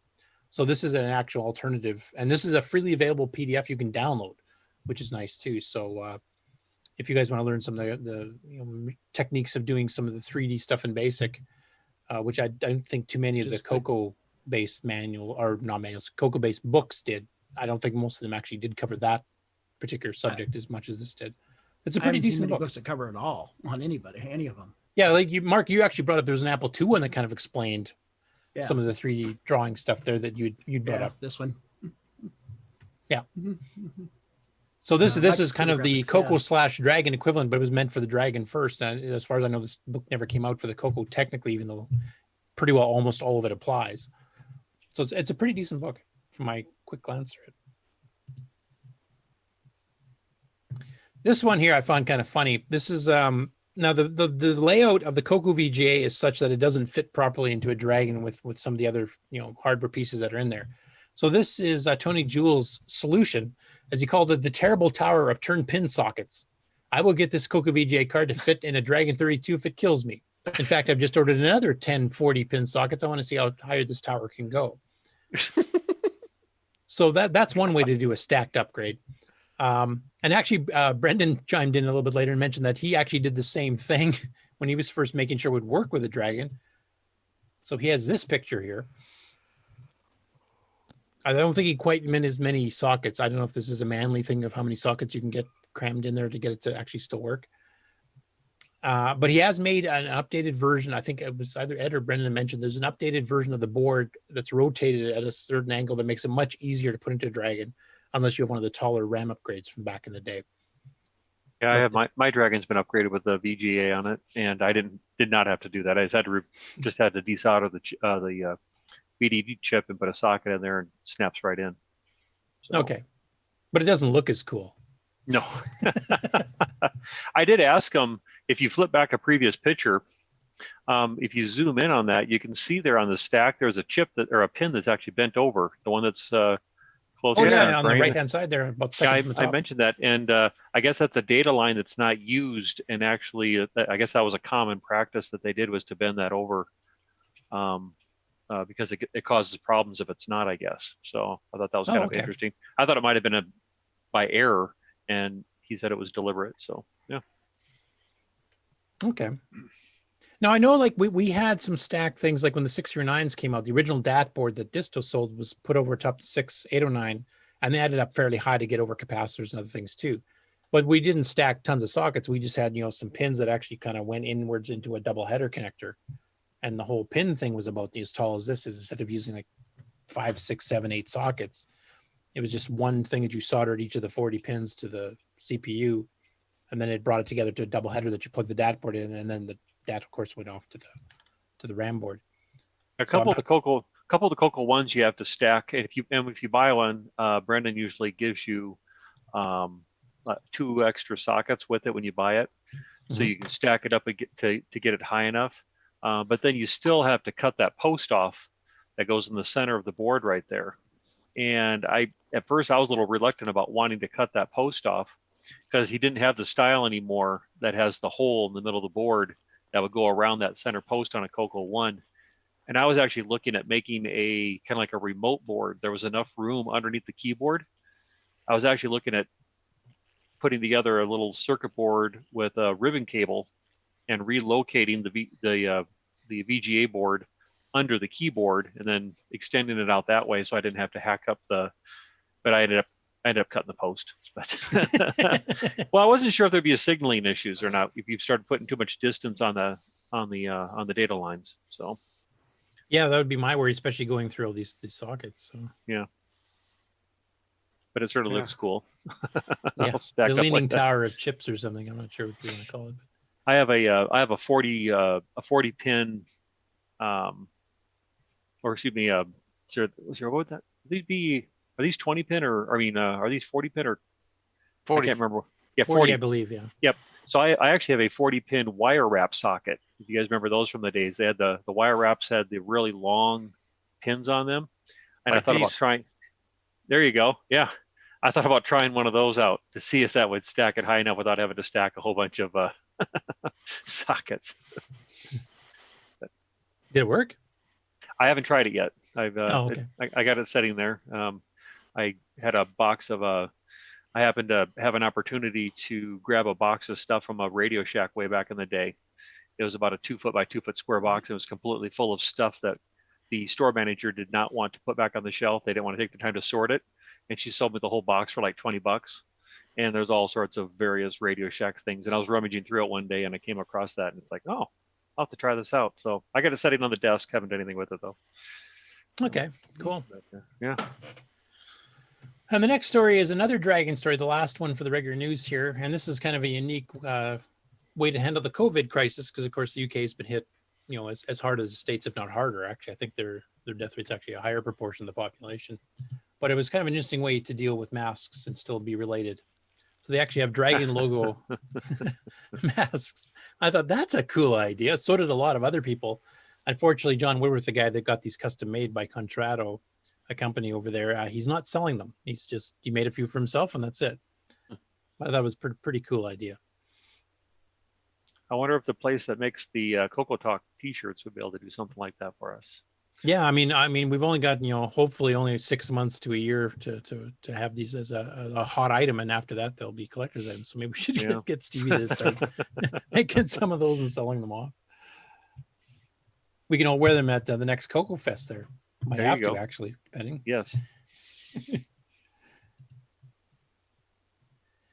Okay, this here's the home computer course, and this is one Darren Ottery posted, and this is actually from the 8384. It's their 17th course. Now they've made versions of this for the ZX81 and a few other machines as well, but this was an actual MC10 one, and it kind of reminds me of the one that Brian Schubring was showing. Like here you can see the cover of the course actually shows the Sinclair, or maybe it's the Timex one, I'm not sure which, but it's a ZX81, so it's the Sinclair. But this here is the actual MC10 version of that same little kit, and it has a breakout of the board and what all the chips are and how it works, etc. So this is kind of reminds me of the one that Brian Schubring did with the Coco 3 and the Coco 2. So go ahead.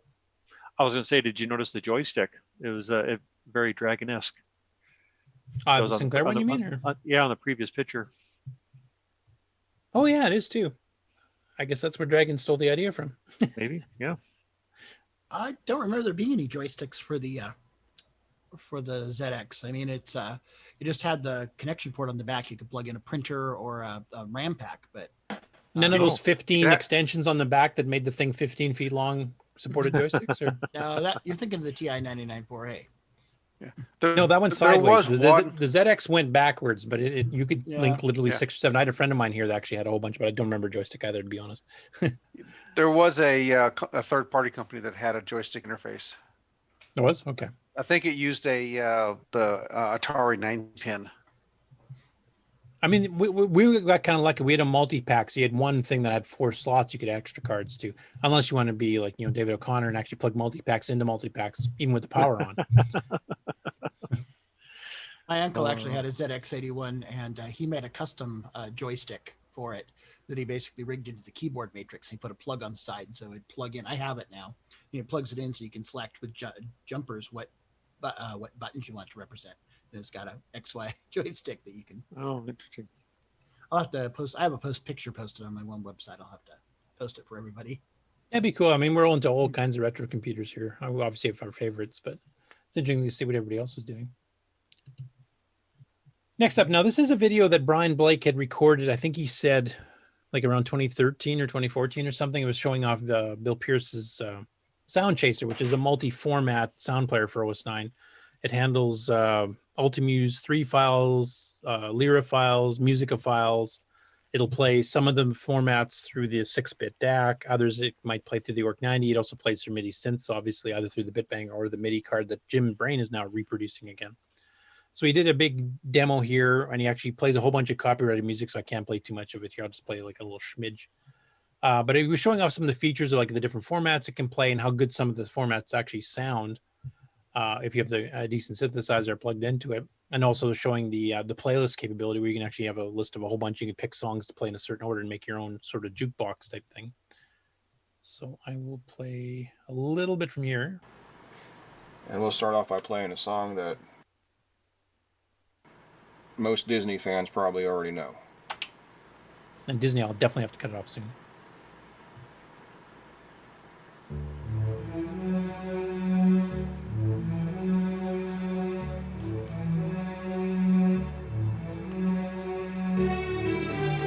But it sounds pretty decent.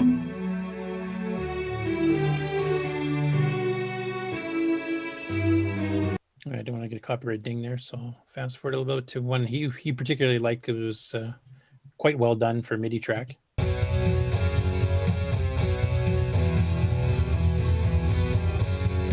Just Enter Sandman by Metallica, of course.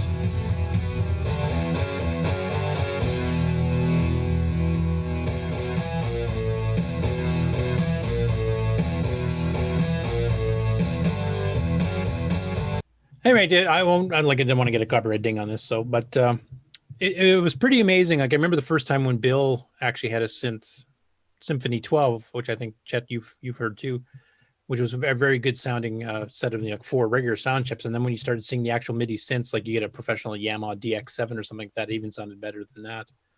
And I'm hearing that stuff coming from a CoCo, and some people use CoCos on stage hooked up to their MIDI synth, playing all these songs as background tracks for like mini bands that only had a singer and a guitarist or something. So it's a lot of pretty good music and a lot of composed music. I mean, the author of this, Michael Knudsen, actually was a composer in his own right and wrote quite a few songs himself that he included on Ultimuse 3. He used to like doing ragtimes and some older style stuff too. So it was pretty amazing to hear the stuff coming from a CoCo, especially on the CoCo 1 and 2, because back then, I mean, that was, you know, pre-Amiga, pre-Atari ST. That was pretty amazing to hear on a little 8-bit. Is this what's called Sound Chaser? Is that available? Yep. Yep. Bill Pierce's website has it. Okay. If you want to download it. Okay. In fact, I might even have it on EOU. I haven't officially mentioned it because I haven't actually figured out how to do everything on it yet myself. But I think I've actually got it pre-installed and at least some of it. So you might be able to actually fire it up even right now on EOU 5. Okay, I'll go look for it. Yeah. It might be. You'll on have to that install the disk MIDI image driver. I gave you. What's that? I gave Brian what my disk image, and I think I might even have. I think it's a little bit earlier version of Sound Chaser on it. Okay. I think. Okay. I'm pretty sure I do have it on EOU though. So as long as you modify the boot file to add in a MIDI driver, either the MIDI for the MIDI board that you've got, or you can send it to a PC and have it go through its MIDI synthesizer. You should be able to output the music. Yeah. Ask Brian though for more details. Brian asked Brian. Yeah, I've already talked to him this evening earlier about that. Yep. Yeah, we were on. Since you're more familiar with it, I did fiddle with Ultimuse back in the 90s, but I haven't really touched it since because I don't have a synthesizer anymore. So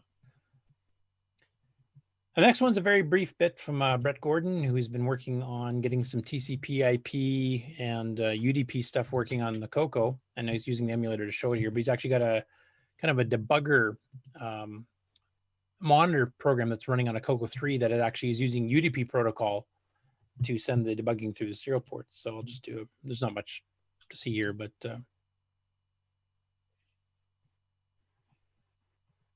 kind of more of a proof of concept at this point. He's still working on this project, but it's pretty cool that he's actually getting some of this stuff running natively, because then we can actually start running and writing games and stuff that might actually go through TCP/IP at some point. That's the plan. I'm sure a lot of stuff he does uses DriveWire. So, I mean, he is the one that did that RC chat game back at CoCo Fest a few years back, Thermonuclear War, or whatever it was called. Yep, Global Thermonuclear War. Yeah, GTW. No, that required going through a DriveWire to a PC to function. If I remember, that couldn't run on its own. Connect to an IRC server. Yep. But now that we've got some of these other ESPs and stuff that can actually let the CoCo directly hook up to some of these things. Now, Mark, do you know, is there, like, I think one of the issues now is because all the browsers are starting to require HTTPS. Is there versions of the ESP yet that handle that natively so the CoCo can still get online? Yeah, the ESP32, which is the faster one, can do the SSH, SSL, that sort of stuff. So okay, so we still have an opportunity for CoCo to really get on the web itself without requiring a second computer. Yeah, and then again, for what it's worth, you could go through a proxy, or and if you set up your web server so it doesn't demand SSL, then it'll still work. I mean, the cloud server I have set up, I do not force you to use HTTPS, so that something as simple as CoCo could access the web page. Okay. But that's something I would like to start fiddling around once we got hardware plugins that I can do it directly without having to try to write a TCP/IP stack on my own or something like that. If it can have a hardware card that handles that stuff for me and I just get the data as it's assembled back together, that'd be much easier. And that is the go ahead. Yeah, even the simple, like the ESP 8266s that aren't quite up to the SSL, they could still do that sort of stuff. Like the Alan Huffman, he set up with the modem, so you can basically dial like a modem, and then it just does a serial link with over TCP/IP. So, okay, cool. And that is the end of the regular news. So I'm going to stop sharing and let you throw in a commercial break there, Mark. Yeah, we've got a little bit of GameON news to add, and we've actually got some of the people that starred in these on the panel, so that'll be interesting. All right, let me find which one I already planned on running here. And now, this message. Hi, it's Curtis Boyle, part of the CoCoTALK crew of people. Hey everybody, this is Bill Noble co-author of Nitrous 9. You are listening to CoCoTALK Live, the leading live Coco Talk show. G'day, mates. This is Nick Marionettes, author of such color computer titles as Donut Disaster, Rupert Rhymes, and Rockstar Pilot. And I am here today to tell you about the world's most fabulous operating system, OS 9. OS 9 and its current incarnation Nitrous 9 is the most advanced operating system ever created. And what makes it so good? Ease of use. I find OS 9 so incredibly intuitive that I haven't once cracked open the user manual, and yet I've been able to create such incredible games faster than the time it takes to sing Waltzing Matilda. Using OS 9, I expect my next game, Funstar, will be done this weekend and distributed exclusively on ROM cartridge. OS 9 forever. Any resemblance to actual events to persons living or dead is purely coincidental. Hi, this is Max Jackson live from Coco Fest. And you're listening to The Real Gamer, Steve Schroe. We're traveling through a dimension both of sound and ideas. We're at a place where the mind can comprehend and devise a solar radio, a wireless transmitter, measure time and light. 65 electronic projects brought to reality with this science fair kit. Astonishing? Perhaps. But you can find it for Christmas for $17.95 in a place that's known as Radio Shack. Radios, stereos, recorders, everything in sound.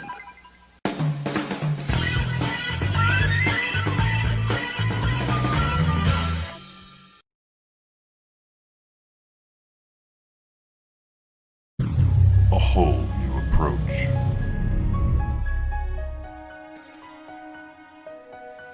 Faster than ever.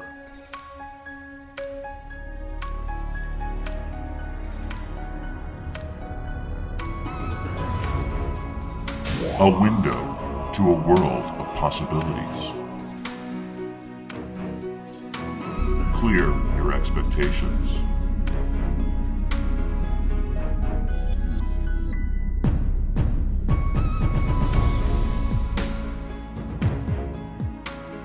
Clear your hesitation. Just hit clear.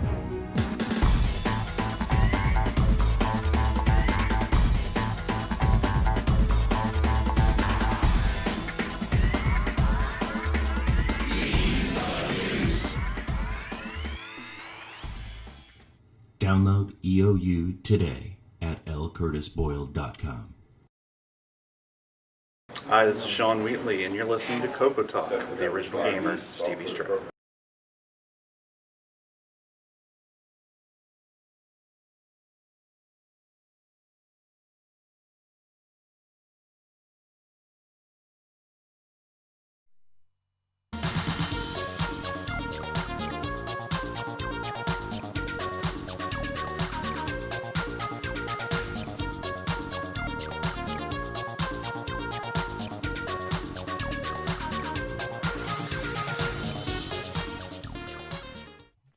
All right, you're on.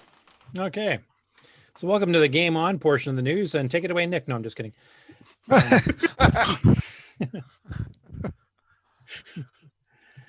So we have a few videos here and some other game news. So the first one up is Jim Gary, of course, because he's pretty well on every week. So there's two ports and port updates that he did this week. So I will share my screen to show you guys that.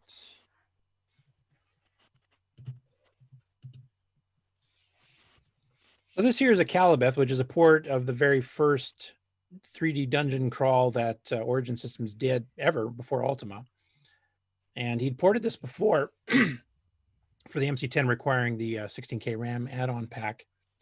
So this one has an updated font that's a little bit more legible because he's using lower res graphics because it's all you can do in the MC10 without hardware mods. And it's a little bit faster.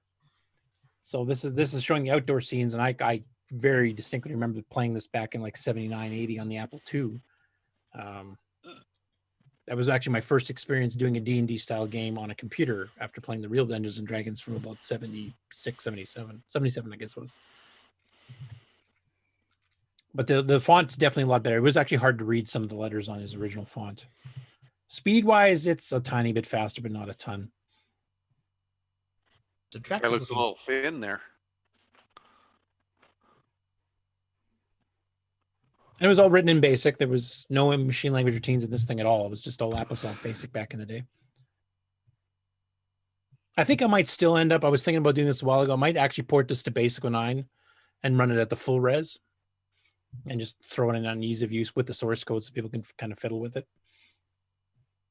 But it should run at a pretty good clip. I might even make it so it can actually size in a window so you can play it side by side with Rogue or your clock alarm or something like that if you wanted to. And the second one he did is he did a port of Ono by Charles Bartlett, which we've actually shown on the show before. It's based on the card game Uno, but it's all run in semi-graphics. So he's done an MC10 port of this too with little bits of sound. I'll just fast forward a little bit here. So, and he's done some pretty interesting card designs. Most of it's just, the flat deck colors and then the numbers on them, but he's got some of the ones that actually have the multicolored. If you guys played Uno before, there's some multicolored cards. You can change the color that's being played and reverse direction stuff. And he actually does do that a little bit himself here. Let's see if we can find that one. Sample. Nope, that wasn't it. Oh, here we are. So the one on the right here, changing the color. Oh, went a bit too far. It's got the 4 colors, and then the player gets to pick what the new color you have to follow is.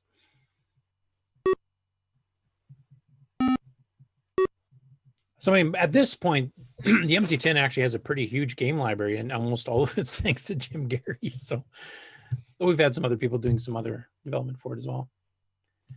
And next up, we have some Chet stuff. And Chet's actually on the call, so that's kind of convenient. So Chet, you did a bunch of streams this week. You did a bunch of stuff, testing out Digger 3 levels on easy and hard, and then you're doing some tweaks. You did some bug fixes. Then you started doing level design of a higher one. You wanted to replace a level you weren't too happy with. And then you took a break to play Super Pitfall, which actually I didn't get a chance to catch the beginning of that. So I'll play the Super Pitfall part first. If you just want to explain what prompted you to pick that game to play as a kind of a break from Digger. Yeah, I was looking for something to play. And I went in. I like to find out what cartridges I had and see what games I had on the shelf. Because I could pull something off the emulator if I wanted to, but I wanted to play it on the CoCo, and I did play it a little bit on the real CoCo that morning. And I'm really fascinated by this game because it's a very terrible design. I mean, technologically, I like I like what Steve did with it, but the design itself, I can't believe they actually greenlit this. I mean, this is considered the NES version is just terrible as far as a game goes, and this kind of stuff right here is one of the things where you drop down this ladder and you just fall into fire. That kind of stuff is all over the map. It's really terrible, and this right here is the water. Chet, were you able to watch our interview with Glenn earlier today? I caught parts of it. See, that's actually something he mentioned too. The fact that he was talking about games that were designed where you had no idea where you were going, and you had to learn by dying what you were allowed to do in a map. And he said he did that same mistake in Warrior King. You had to jump off a cliff and land in water and die. Yeah, it's a cheap approach to game. It's just really weak because I mean you're trying to present some type of a puzzle, whereas this is like a cave exploration game.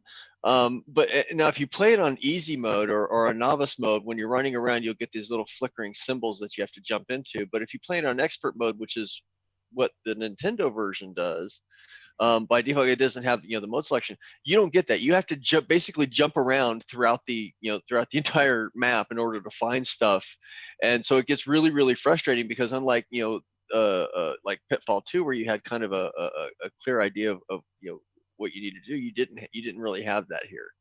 I mean, the design is, I can't say anything nice about it. I really can't. I mean, and I've got to look at some other videos since I started playing this, and there's some people who have just railed on this big time. I think the Angry Game Nerd or somebody just ripped this. I know on the NES it's been universally chastised. Like everybody hates the game. It's one of the worst ever type of thing on that platform. Yeah, which is really sad because I mean it could be such a great game if the the overall design of it was much better, and that was one of the things that I wanted to do, is get some perspectives on some of the other games in the CoCo, because I wanted to make sure that didn't wasn't happening with Digger. Of course, I'm satisfied that it's not. Whereas it's puzzle based, whereas you got a design like this where, I mean, your goal is to die as many times as you can to figure out how not to die so you can get to the end. I mean, your basic goal here is really just to figure out how not to get your ass handed to you. Yeah. Like all these, because of the play area is so small and you can't see far enough down to see what you're going to jump into, but you have no other choice. You can't go anywhere else except backtrack to where you came from. So it's not even exploring. It's just, like you said, it's just learning where are the dying points. Yeah, and that's and I mean, even though you've got a slightly smaller field of view, it's not actually that much different than the NES, because even though the NES is full screen, it's also running a lot faster. So your response time is still going to be about the same, because you're looking at a handful of frames, maybe 100 milliseconds to by the time that you see that thing and you have to react to it. So, but if you know the map layout, if you actually memorize it, it becomes a lot easier. But still, you're dying throughout the entire thing to figure out how not to die. Although I gotta say, the balloon ride on this thing is awesome. I went on that thing several times. That was actually how the gun is floating there. You don't see that on expert mode. Yeah, that always struck me strange. Like, why did they have these bonuses, like the card suits and stuff that you have to pick up these coin things? Why do they have them flickering in the first place? Like, why not just have it out? Like, why do you need to make it hard to see? That was part of the original design. That's one of the changes that I'm glad that was made on the CoCo version, because you could go in and play, after you play expert mode, which is I think the default on this, and you get frustrated trying to figure out what you're doing, you go back to novice, you start seeing things, and you start realizing what you actually have to do. So it kind of gives you a clue, because as you're running around, you don't have to jump. You get within a certain distance of it, and it starts flickering and lights up and stuff. And this is the little stone guy. He likes to chase you around. You get these long. Yeah, the Easter Island guy, as I call him. Yeah, yep, Easter Island. So there was a few things about this you did like, I guess, like the balloon ride. You said that actually was fun. Was there any other things that are redeemable about the game? Overall, I mean, it's I think for a 128K CoCo game, it's fantastic. I mean, you're yeah, the maze is huge. Yeah, it is. It's I think 224 by 128 or 96 or something like that. It's a fairly sizable map that you have to traverse. I think they only have the one on this. I think that the NES version has two, where after you get to, I haven't gotten to the end of this yet, so I don't know if I will. Just the thought of having to die a bazillion times or cheat off the internet to get to the end. I don't know. It's although I might do it just to see what's there. But yeah, it's have you noticed, other than the expert, novice mode where you can actually see some of the bonus shapes, is there any other major differences between the Nintendo and the CoCo version? I guess you also mentioned the size of the viewing area, but is there any other, like, is any of the map differently? Is anything else in the game itself different from what you've seen? Yeah, actually it is. There's sections of the map which are completely different than the NES version. Okay, so there was some originality. Yeah, I mean, I've got the NES version in storage. I actually want to go get it because I've got an NES console now. But yeah, there's maps that are the I think like the bottom of this and the lower right hand corner is different. There's elements that are different, because in the NES version you have these like ropes swinging back and forth or whatever, chain, swinging back and forth that you can latch onto and swing across the thing, whereas in the CoCo version, it's the platforms that you jump onto, and then they sink as you. Yeah, they sink as you're standing on them. So those were a couple of the changes, but I think that the changes to the map were because of the size. Some sizing might have been different. I haven't actually looked at what this is. I have some basic information on the NES version as far as like the size and technical requirements of it. Okay. I remember I did like the game when I first bought it, because it was visually impressive. Like the graphics are fairly well done, and the fact that it fit on a 32K cartridge. This wasn't even one of the MMU banked ones, I don't believe. So Yeah, so you got that diamond flash in there. Yeah. And you're saying on the NES version that doesn't even show up. You just have to guess it's there. Yeah, you have to jump up and do it. And then there's other elements. I don't want to give away what you have to do. I mean, there are other things that are far worse than that. I mean, there's actually some really terrible things that you have to deal with later on if those are actually included in this. Okay. Yeah, but all of it has to do with jumping. I mean, if anybody's curious, if you really want to go out and take a look, there's the Angry Game Nerd or whatever that guy is. Watch his video. It'll pretty much explain everything. I also have to say I like your nicknames for a lot of the characters, which we can't repeat on the show. But oh, you can repeat Little Nemo. That one, yeah. Yeah, you can't. Not the other one or the other one or the one up top or the stone guy. Really, yeah. I should probably work on that, but whatever. Oh, it's funny. I was laughing my ass off as you were describing them. So, yeah, I really got to try out Mine Rescue again to see whether or not it's how much has changed. Because I know that Steve changed a lot of the elements in there, so it you don't have that whole jumping around thing. You do have to find them. So I want to see what how those. Yeah, because basically it is the same engine, but you have to rescue miners and give them those air pack thingies and. Right. Yeah. And then, like you said, you did so many Digger 3 videos. I just happened to pick one here, and this was the one I think where you're doing some of the level design. Oops, that's not the right one. Yeah, that's not my stuff, man. There we are. Oh yeah, level 24. And it's going to do that stupid thing again. So this is a design tool I think you showed probably last year, I think, for actually designing the maps and stuff. Is it basically the same version? Has there been any updates to that software as well, or? Yeah, this is actually a newer version. I mean, I'm not supporting any of the newer features, but this version actually has project and world support in it, so you get kind of like a navigational thing on the left side. I just haven't converted everything over and set up my project and updated my conversion tool to support that yet.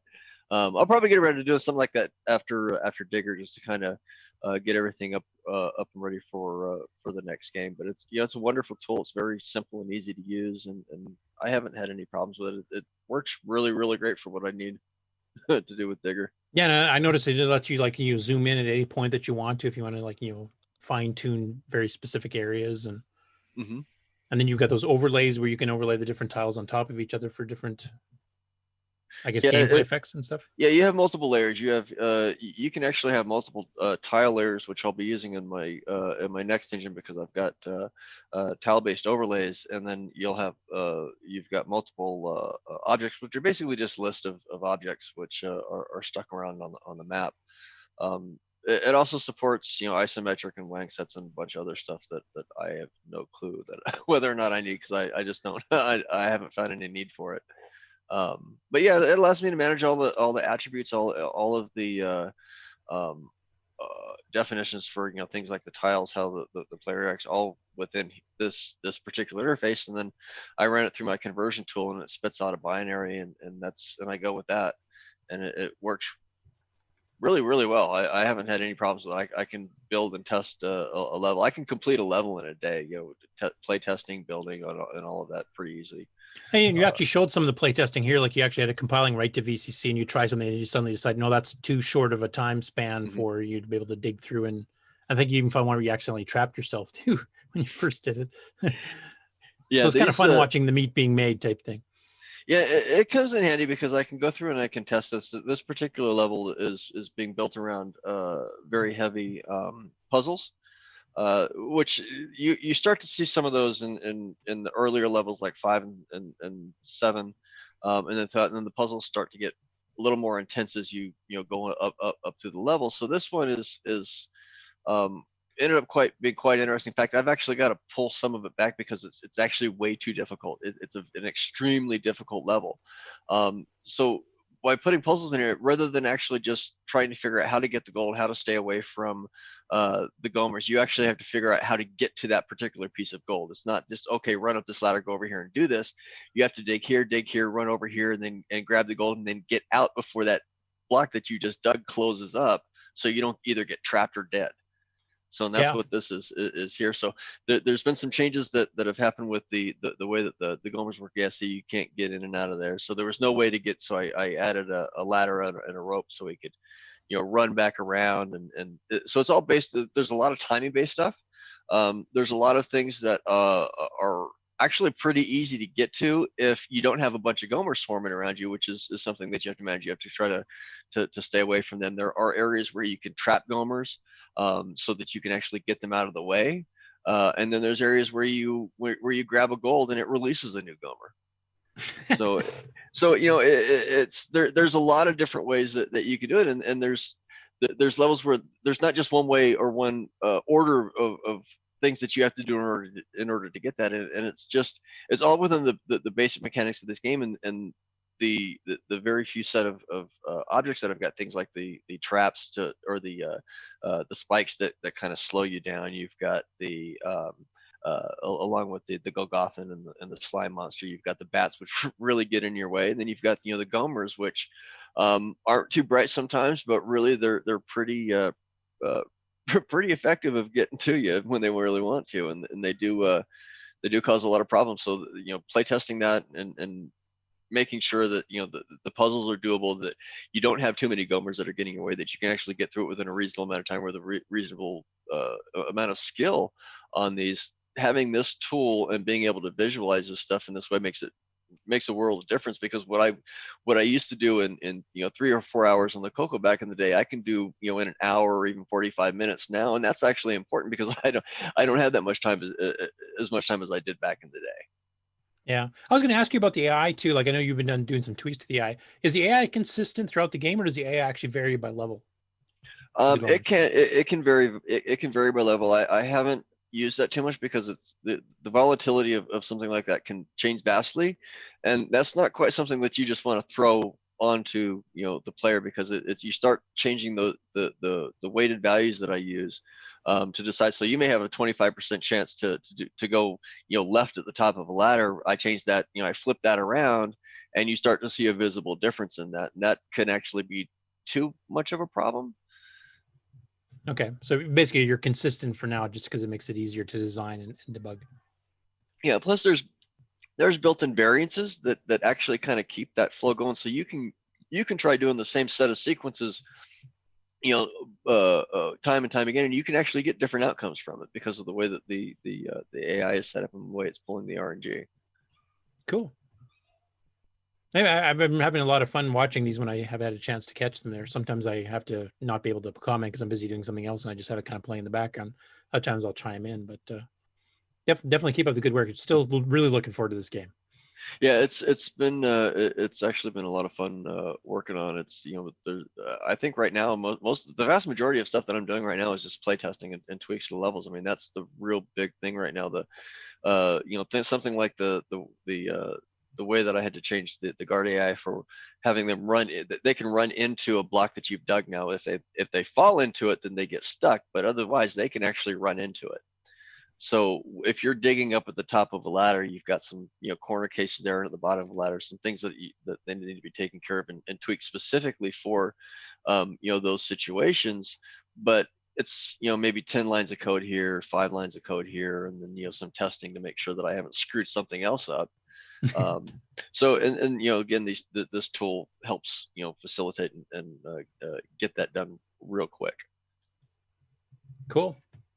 Definitely, we'll all be very interested when it comes out, and also just following your progress as you go through it here, showing some of the live plays and the live level design. Like it's kind of fun watching you think out loud while you're designing the level too. Like I'll put this here. Well, maybe that's a dumb idea. I might have to move this over here. Yeah, you should hear what I make the comments that I make pretty much during gameplay. Both it's the same thing when I'm by myself, because it's a stream of filthy consciousness is basically what it is. So how close do you think you are to release? I'm getting really close. I'm not putting any kind of date on it right now because there's there's you just never know. Well, no, it's I do know. I've actually got some busy time coming up here pretty soon, so I know that, but I don't know exactly how long it's going to last. And then I've got there's some review, because there are some physical copies of this game being made. What was the name of the tool again you're using here? Tiled. Tiled, right? Okay. Yeah. Yeah, so there are some physical copies that are being made. In fact, I've got the floppy disks. I've got a DMP 200 to print the labels with. I've actually got an LP 7 as well. That's old school. Yeah, so it's tiny.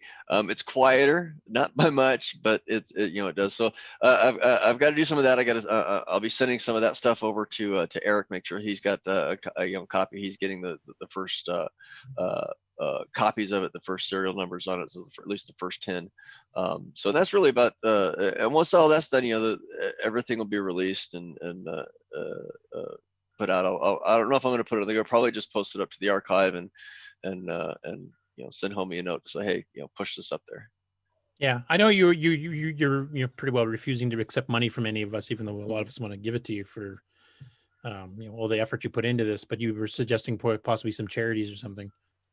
Yeah, I'll have a list on the group when I release this that they can, if they feel the need to. I mean, obviously, right now with COVID-19 going on, it's that's kind of tricky for a lot of people. So that's when it comes out, enjoy it, and that's it. Yeah. Okay. Well, thanks for the not quite as colorful commentary, so I could actually hear you talk. And then you weren't the only one, going back and playing some old games like Super Pitfall here. Paul Thayer actually went through and he did one video here. We actually went through and played a couple of basic games that he was, impressed with back in the day as a kid, because he's a bit younger than us. So, I mean, he was, young when these games actually came out. So Strata was one, I think, in Rainbow magazine that is basically a bust-out clone, but a pretty well done one for basic. Mm-hmm.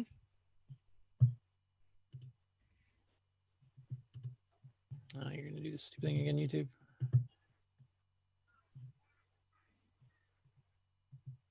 Yeah, I remember this. I think this was one of the last Rainbow and discs that I got.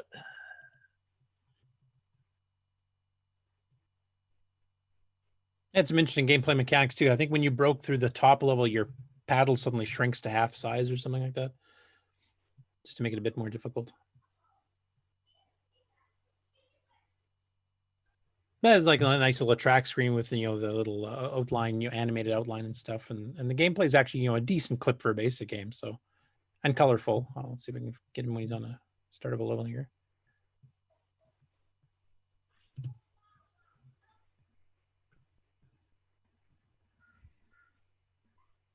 It's even got a track mode, which you didn't see too often in basic games.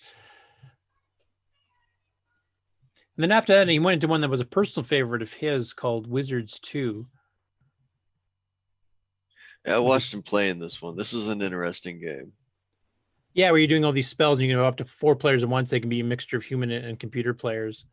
And you're doing spells to like pause somebody from being able to do something else and turning people into frogs and all kinds of weird stuff.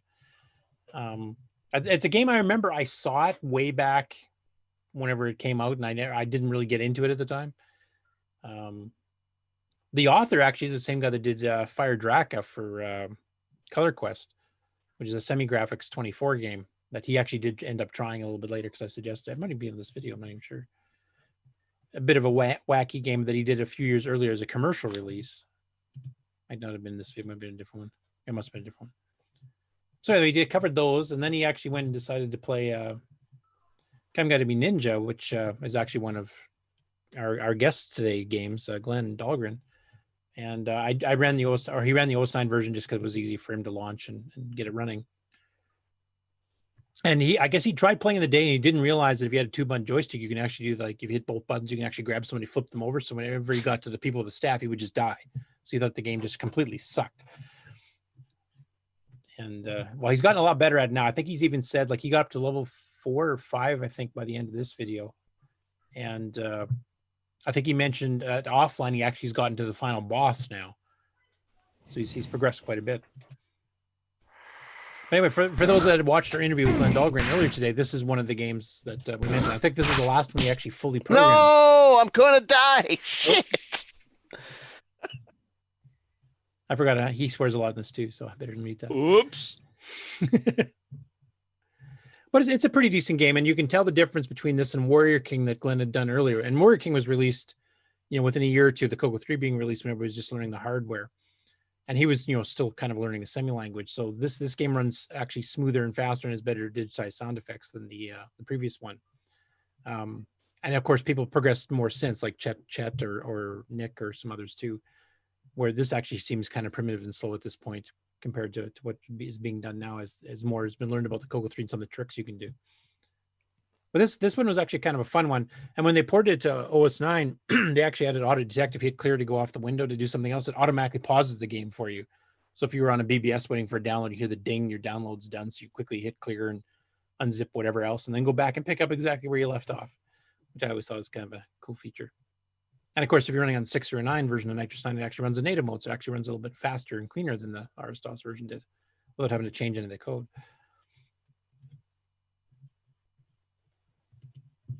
Let's fast forward a bit here.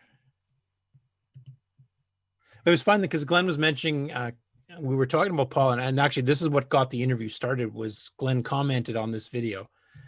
And Paul was complaining, and you were mentioning too in the design of games, Chet, where it's just too easy to die all the time, and it's just, your margin of error is pretty well nil. And Glenn said after watching, he remembers, yeah, I was really being cruel. We're trying to kill the player, we're trying to embarrass him, type of thing. And that was actually more the mindset of games back in the 80s. And especially in Europe, I'm watching some of the Amigo shows. They talk about these ones where you have to jump literally to the perfect pixel to get past some certain point. If you're off by 1 pixel, you'll die. And then that's just the kind of mindset we had back then. You had to be real men to win these video games. And now it's like, this sluffy stuff where you get 5,000 infinite lives and you get hurt, you lose a couple of points type thing, but you can keep playing forever. You don't have to like earn your way back through it. You can just keep continuing, type thing. I don't know if we've gone too far the other way and it's a little bit too easy now. And then, some of the game players, it's a little bit too easy. I don't know what your view on that is, Chet, or not, or we're kind of balanced. I think it provides a more challenging opportunity to the player, because there's a lot more thought that has to go into the game in order to create it. You look at all the streams that I've done in the past week. I mean, the vast majority of that was play testing, looking at what's going on in the game, making sure that the player isn't getting screwed over in a way that is just absolutely terrible, that's going to turn them off from the game. You're looking at, how do I keep them engaged into the game, rather than running around some empty level where it starts to get boring. So you're looking at trying to make sure that you're entertaining the player rather than frustrating them. Certainly there's going to be aggravation involved as they build their skill set, but you don't want to turn them off either, and doing stuff like where you're just setting it up for the player to die over and over again, and that's your goal. I mean, your goal is to kill the player, to make a point to say, hey, I control this world. I made this world. I control you. That's going to show up. They're never going to buy your game again. It's retarded. Yet back in the day, that was more the accepted norm than it is now. It's kind of funny how games have progressed. As you said, they tend to be difficult enough to lure the player into knowing that I can do better. I can get past this point, as opposed to being so incredibly frustrating that you just want to throw your joystick against the wall. Well, I think in a lot of ways, has to appear achievable. Yeah, I think in a lot of ways that worked really well for the earlier games. If you look at things like like 1942, everything on the screen is there. Its intent is to kill you. That you're going into battle. That's so that really kind of was where everything was kind of situated. So when you get into from, I think 1942 was in 82 or 81. You get into like 83, 84, where you're doing more puzzle games. You're seeing games like Mario or Super Mario Brothers, where it's a consistent tempo throughout that game. You're constantly moving forward. You're avoiding things, and none of those levels are there really to kill you. They're meant to slow you down and to make sure that you can get you've got the skill to move on. They're not there to just crush your soul. Yeah. That was something Glenn mentioned when he was watching this, and he mentioned during the interview too that that was the purpose back then, and he's evolved from that too. And hearing basically the same thing from you, I was going to ask Nick, as another game developer, is that a kind of assessment you agree with too, that the things that game design has progressed, where it's not the goal to embarrass the player? Well, I've never been as so hard on that rule. I've always liked to let the player progress, and most of my games actually do have an end. So I do I do expect the player to be able to get through it rather than just dying constantly. But yeah, back in the day, it was that was the norm. That well, I guess it was based in the arcade where you had to try to kill the guy off so that you actually made money on the machine, right? Yeah, and that was based on the arcades. They couldn't have you playing forever. That was an important thing, that you had to have the people die quickly, so they put more money in the machine. So yeah, I guess that's probably the main reason for the mindset change. I guess I just was thinking out loud on that. But yeah, that makes sense. That's right. Nowadays, most kids or people play the computer games on their home computer, so there isn't really the money. You don't put money into the machine to play it. You pay online now. Yeah, I mean, I spent far less time in the arcades, actually playing games than I did, playing them at home, either on the CoCo or my Atari or what have you. So that certainly gives you a couple of different mindsets of how people would certainly look at that in transition, because as somebody who doesn't come from that world of wanting to destroy the player, then that's one of the reasons why I like games like Lode Runner, where you go back and you look at a lot of it is really puzzle based. The AI and some of the game mechanics are about what you would expect for that particular era, but the game was actually really, really fun because of that puzzle nature of it. And the feeling of accomplishment, I made it to the next level. I made it to the next level type thing, as opposed to I barely survived. Yeah, it's like with Super Pitfall, where you're traversing that giant level. Once you've lost all your lives, you're done. Yeah, and you have to start over. Right. So, and that gets like even the arcades went beyond that, because they started putting in, you'll put in a quarter to continue where you left off, rather than have to redo the whole thing. It was an incentive for you to put the money in, but they didn't make you start over and get you so frustrated you saying, I just don't want to play this anymore. Yeah. Gotta get going, guys. Have a good night. Yeah, you too. All right, Brian. see ya. Bye. Anyway, a lot of good live gameplay videos this week from a couple of game creators, actually. I mean, Paul's written some games too, and Chet obviously, and Nick just released his game that a lot of people have been playing, Rally X. He's working on his next one already. So it's a pretty good CoCo renaissance of game development here. I know Paul's working on a couple different game projects right now too. So.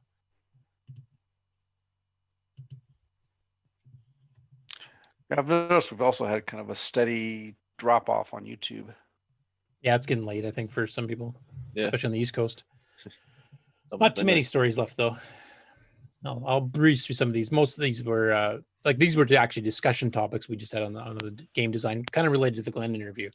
The rest of these are getting back into just more normal stuff. So next one up here, Trey Tomes. I hope I'm pronouncing that correctly. But he took a Python Sudoku generator, Sudoku, whatever it's pronounced, and he rewrote it in BASIC. That actually works, and he put the source code up in GitHub for anybody who wants to actually see that in action. And I've got a screenshot of a solved version here. So it's just a 32 column text thing, but if you're into playing that puzzle game, once again, as Chet has said.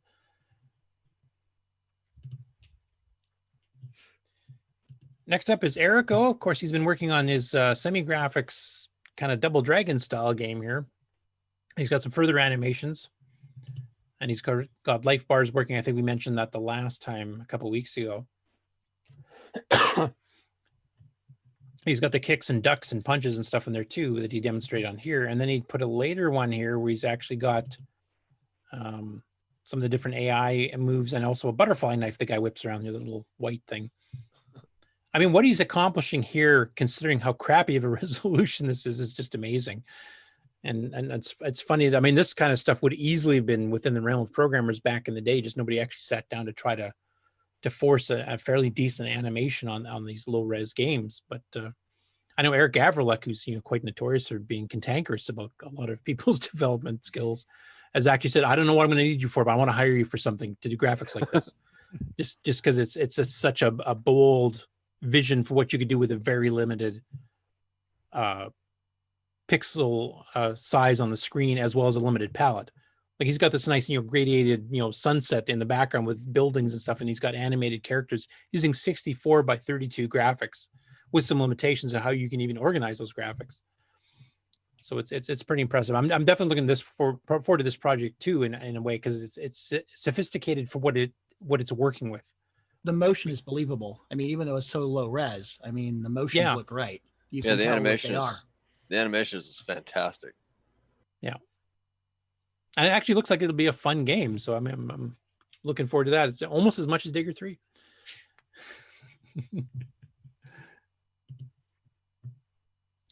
And this one we showed off last week. Henry Reitfeld had played Temple of Rom, because that was our game challenge last week by Rick Adams, on his MAME cabinet. And here's an alternative one done by Joey Cabral showing Temple of Rom in here. And he's got his cabinet set up to handle a variety of arcade games or other computer games, which is why there's so many buttons on the console for each player here. I think there's like 8 for each.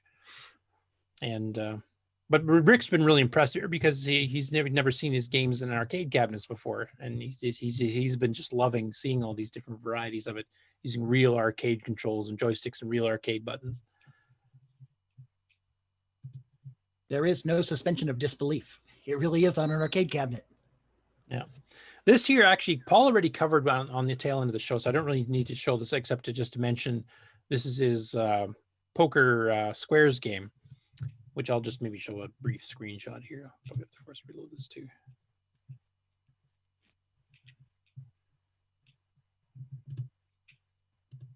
But very well drawn cards for the 320 mode. He's using Nick's extension to do the by 225 graphics mode. Now, actually, we had a question for you, Nick. You dropped off before this happened. Your patches, does that affect the text mode too? Can you do 80 by 28 text? 80 by 28, yes, you can. Okay, because he was mentioning that he liked programming on the actual CoCo 3 itself for doing this. So he's running an 80 column mode because you can see more of his code. And I mentioned you should be able to do that by 28 instead of just by 24. Yeah, it does the text and the graphics. Okay. So hopefully he's noticed that actually will help him on doing the coding. Yeah. But very well done graphics. And he's got a little ML routine to speed up the get put buffers for the actual putting the cards. But the cards are very well done.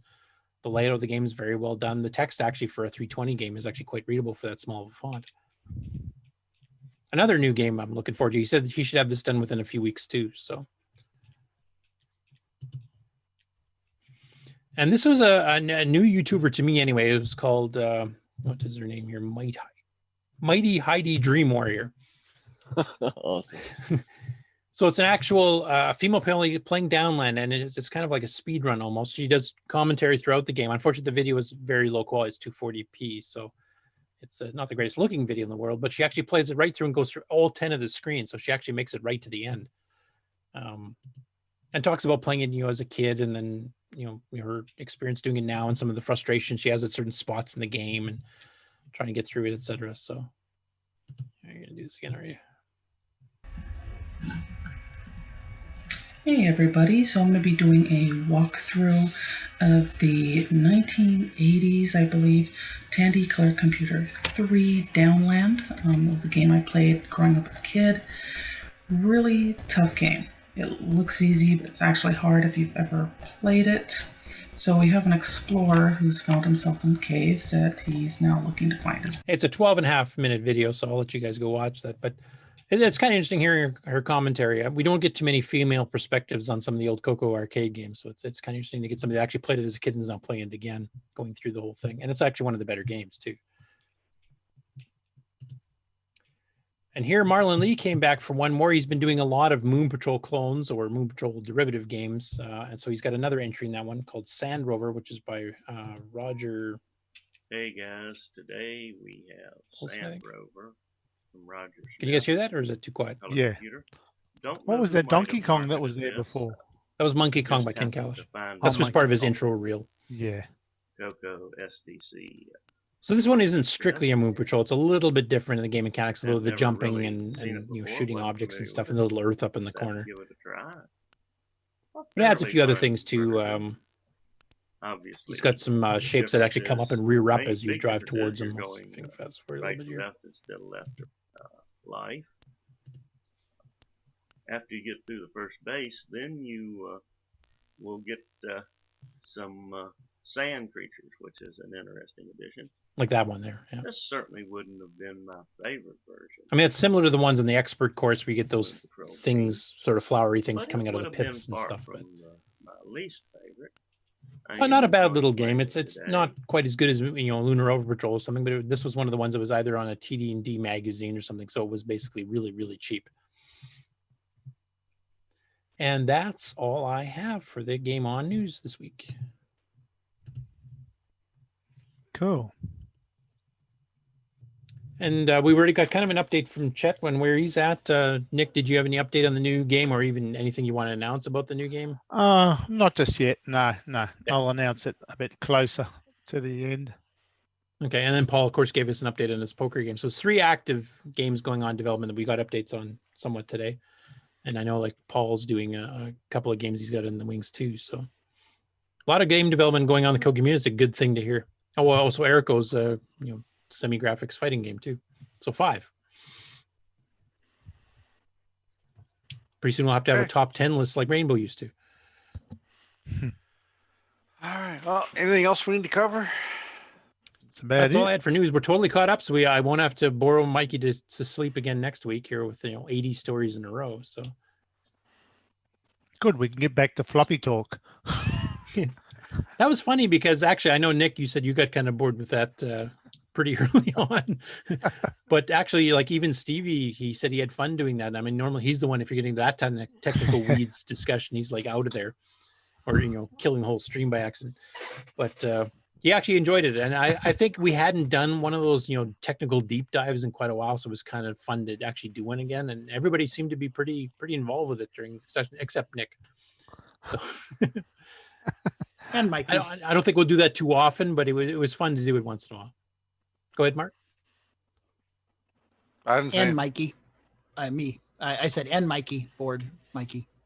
Well, Mikey just doesn't like news in general, so. Yeah. I mean, he was busy sorting drive wire cables and stuff here, or cables when we were having the interview. So. So any final thoughts either on the interview from earlier today, or the first part of the show, or any of the stuff that we've discussed on the it was part 2 here? Great having Glenn on here. He was fantastic and really amiable and very knowledgeable. Yeah, and like I said, it was fun to have a couple of the rumored things. I mean, some of us didn't know some of the details behind the scenes on some things, but getting the kind of the behind the scenes part on both Contras and on Sinistar, and then some details on the assembly of the Roland Knight had written that they were using for the development there that both DICOM and Sundog ended up using. And then also getting Doug Maston, who kind of showed up in the chat there to talk about, a little bit about his experience with Contras and why he did stop the project and had to go to Jeff afterwards to get finished. And then, having Glenn explain how he had to, kind of organize the transition between the two and try to get the game completed because they'd been advertising it already. I think it ended up being like 2 years late when it finally got released. And there's still some bugs in it. I mean, Jeff admitted himself he didn't have any other play testers. So the 2-player mode does have some bugs where occasionally it gets stuck in an FRQ loop. The music's playing fine, but the whole game's froze dead. And that seems to only happen in the 2-player mode. If you're playing single player, I've never seen that bug happen. So who started that game? Is it that Doug guy? Yeah, Doug. Yeah. And he was actually in the chat during the tail end of the show, yeah. So it was his game originally, and he went to Sundog. Yeah, basically, from my understanding, from what we had in the interview, is that Doug started the game and he had most of the graphics and most of the music and sound routines, which actually are quite good. He did, but he couldn't get the final logic and the final gameplay itself working properly. And this was his very first CoCo project he'd ever tried to do. That was a lot to bite off. A 512K. Almost mod file sounding digitized soundtrack in the background, hardware scrolling at the same time for a beginner to kind of tackle his first project. And he said in the chat, he basically just burned himself out and he just couldn't handle it anymore. So then he dropped it. And by that time they'd already advertised it because the game was close enough that Glenn was quite impressed with it and wanted to start pre-advertising it, coming soon type thing. And unfortunately, it became coming soon for 2 years. Until he convinced Jeff, can you pick this up and see if you can at least get it, out the door so we can get it out. And Jeff eventually did do it kind of grudgingly. And I think anybody who's ever had to take over a project from somebody else completely from scratch, I mean, we've experienced that where it's you have different ways of thinking. I would do a programming thing this way, but this guy did it some totally different way. So am I going to just try to pick up his code and continue on, or am I just going to say screw it and rewrite half of it because I want it the way I'm used to? I mean, Chet, you probably experienced that too. I'm pretty sure.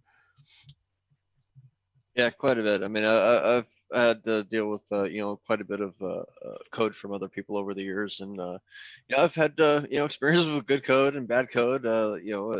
Thankfully, a lot more good code than bad. But every once in a while, you do get just that one piece of code that just is you don't want to ever see it again, ever. Yeah, I can actually cite examples in Nitrous 9 from that.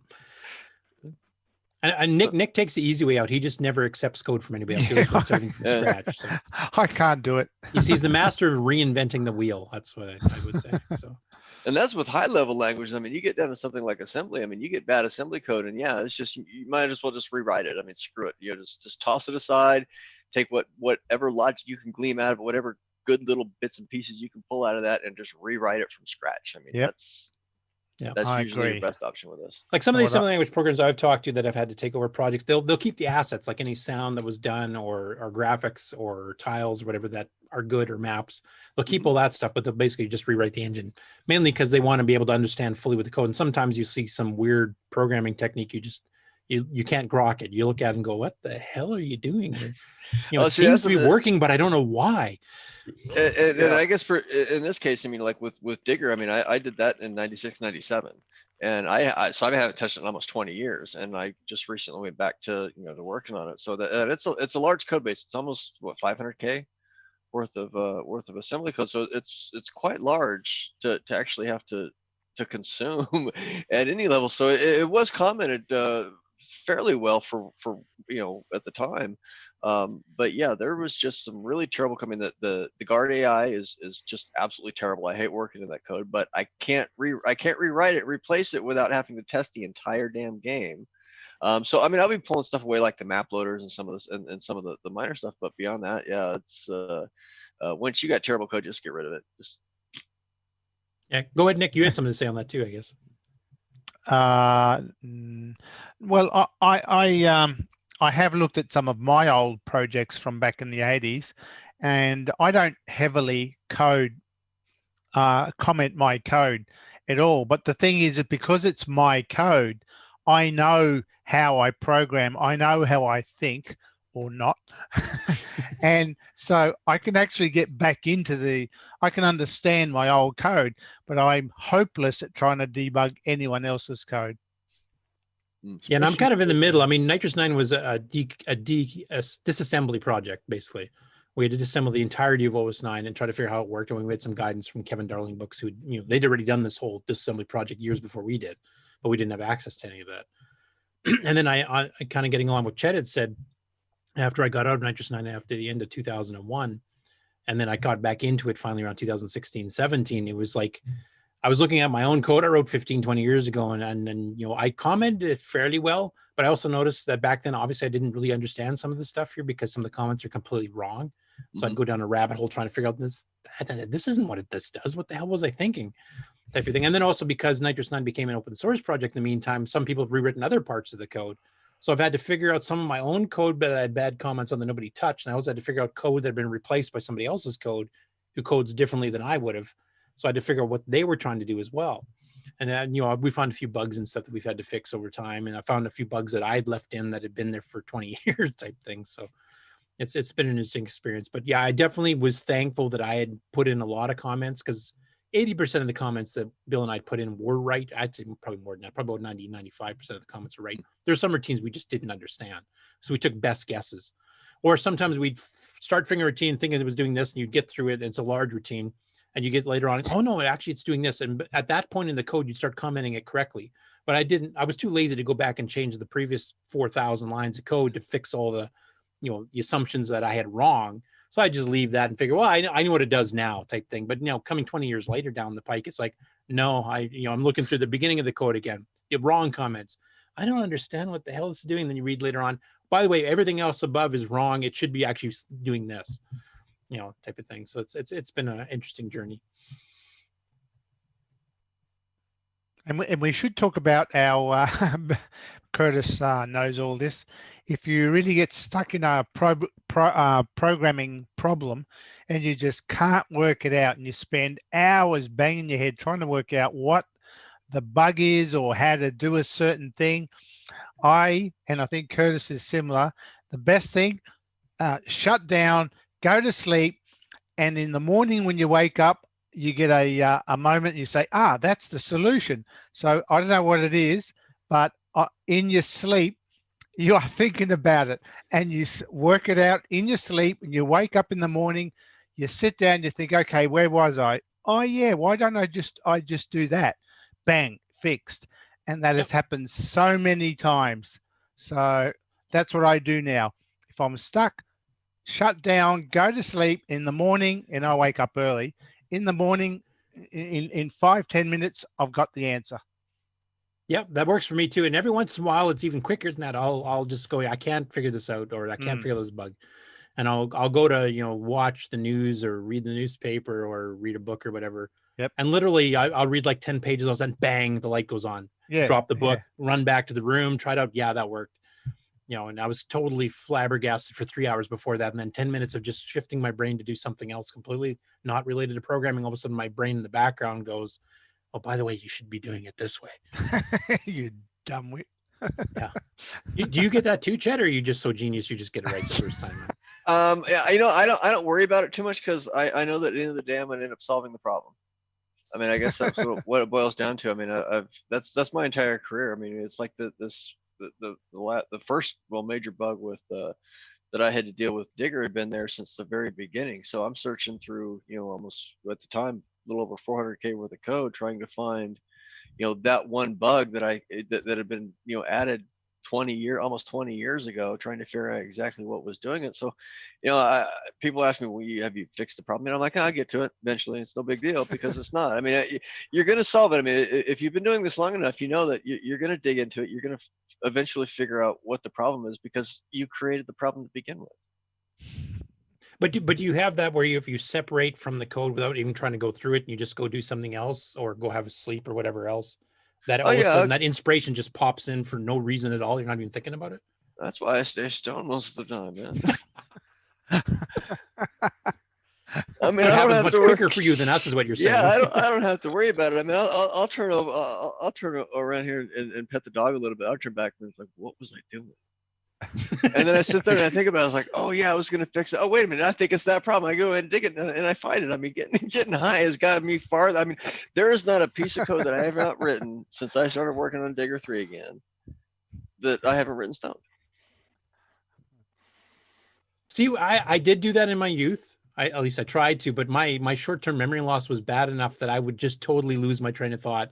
And I'd have to re-comment the code or re-figure out the code. And then, okay, I'm on it. And you get that tunnel vision focus too, where you can actually go in and you start doing really well. And all of a sudden something distracts you. And all of a sudden my brain just totally lost what I was doing.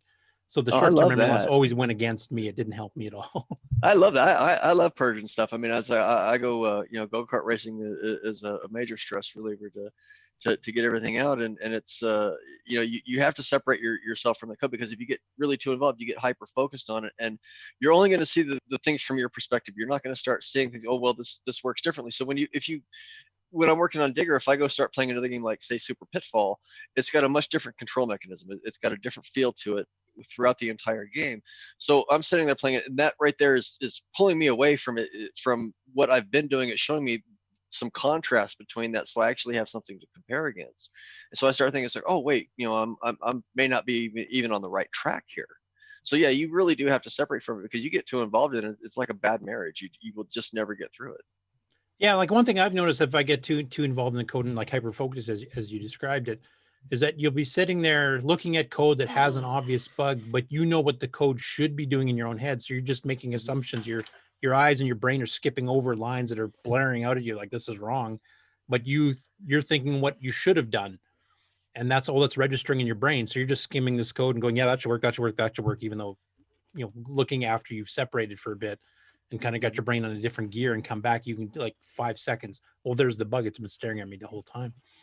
Yeah, and I do it in a lot of different ways. I mean, it's not just that I'll switch over to, just working in a different language. I'll switch over and start working on something for the map converter that I may need, a week or two. Now, of course, I'm done with all that stuff, but I'll set that down and I'll start working on it. It separates me from that assembly language. It gets me into, more high level. I'm thinking a lot differently. I'm clearing all that. I'm not thinking at such a low level. I'm not looking 5 instructions ahead, 10 back, trying to figure out, okay, what was the CC register at this particular point? What was where's all this stuff coming from? I'm looking at a much different level. So you start relaxing that brain and just start, just kind of turn it into sludge the way that you should.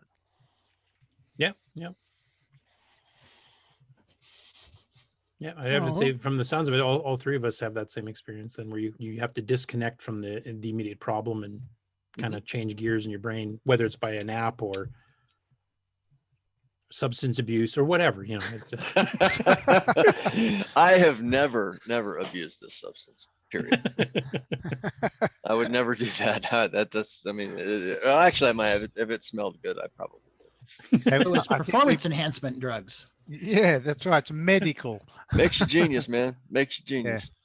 So, as Steve would say, have we beat this thing to death? I think we have. It was actually fun, though. It's fun getting all the stuff caught up. It was fun seeing, Chet actually doing active level development, because that was kind of cool to see him thinking out loud and placing stuff around and snickering when he figured, this is going to screw the player up. He's going to have to figure this one out. Everything. And then he tries and goes, oh, wait, it's too hard. I can't even do it. So. So, yeah, we're at 2 hours and 35. So. Wow. That's 6.5 hours of content today, guys. I think we deserve a raise. We'll have to talk to Stevie about that. Yep, we will. Yeah, all right. Shall we get over this quarantine, man? It's just can't sit online for 6 hours again. All right. Yeah, my butt's numb now. So, shall we do the outro? Yep, yeah, I think we should. Because it's not just my butt. This concludes another episode of CoCo Talk, the world's leading live talk show featuring the Tandy color computer. For all things CoCo Talk, visit us on the web at CoCoTalk.live. We'd love to hear from you. Send feedback, suggestions, even segments via email to CoCoTalk@CoCoTalk.live. CoCo Talk is rocking the 8-bit world, keeping the Tandy flame alive. We may be mocked, but we'll never stop, cause CoCo Talk is rocking the 8-bit world.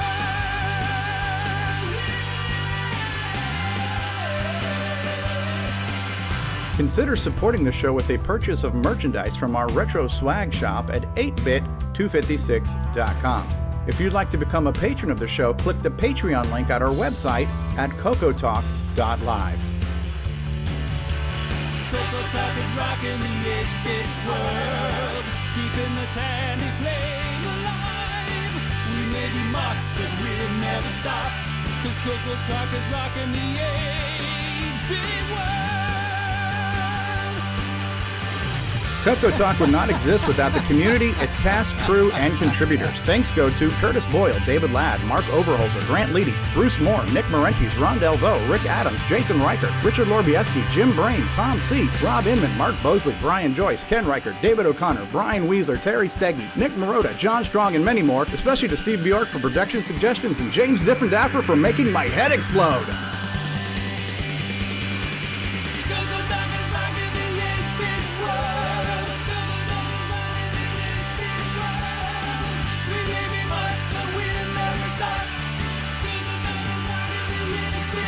Please help support the CoCo community by visiting some of its various contributors.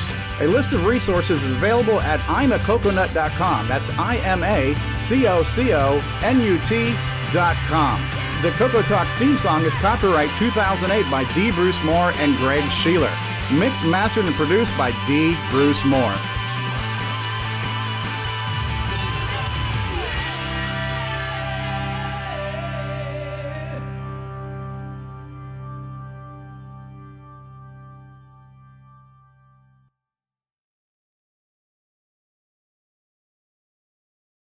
Here we go.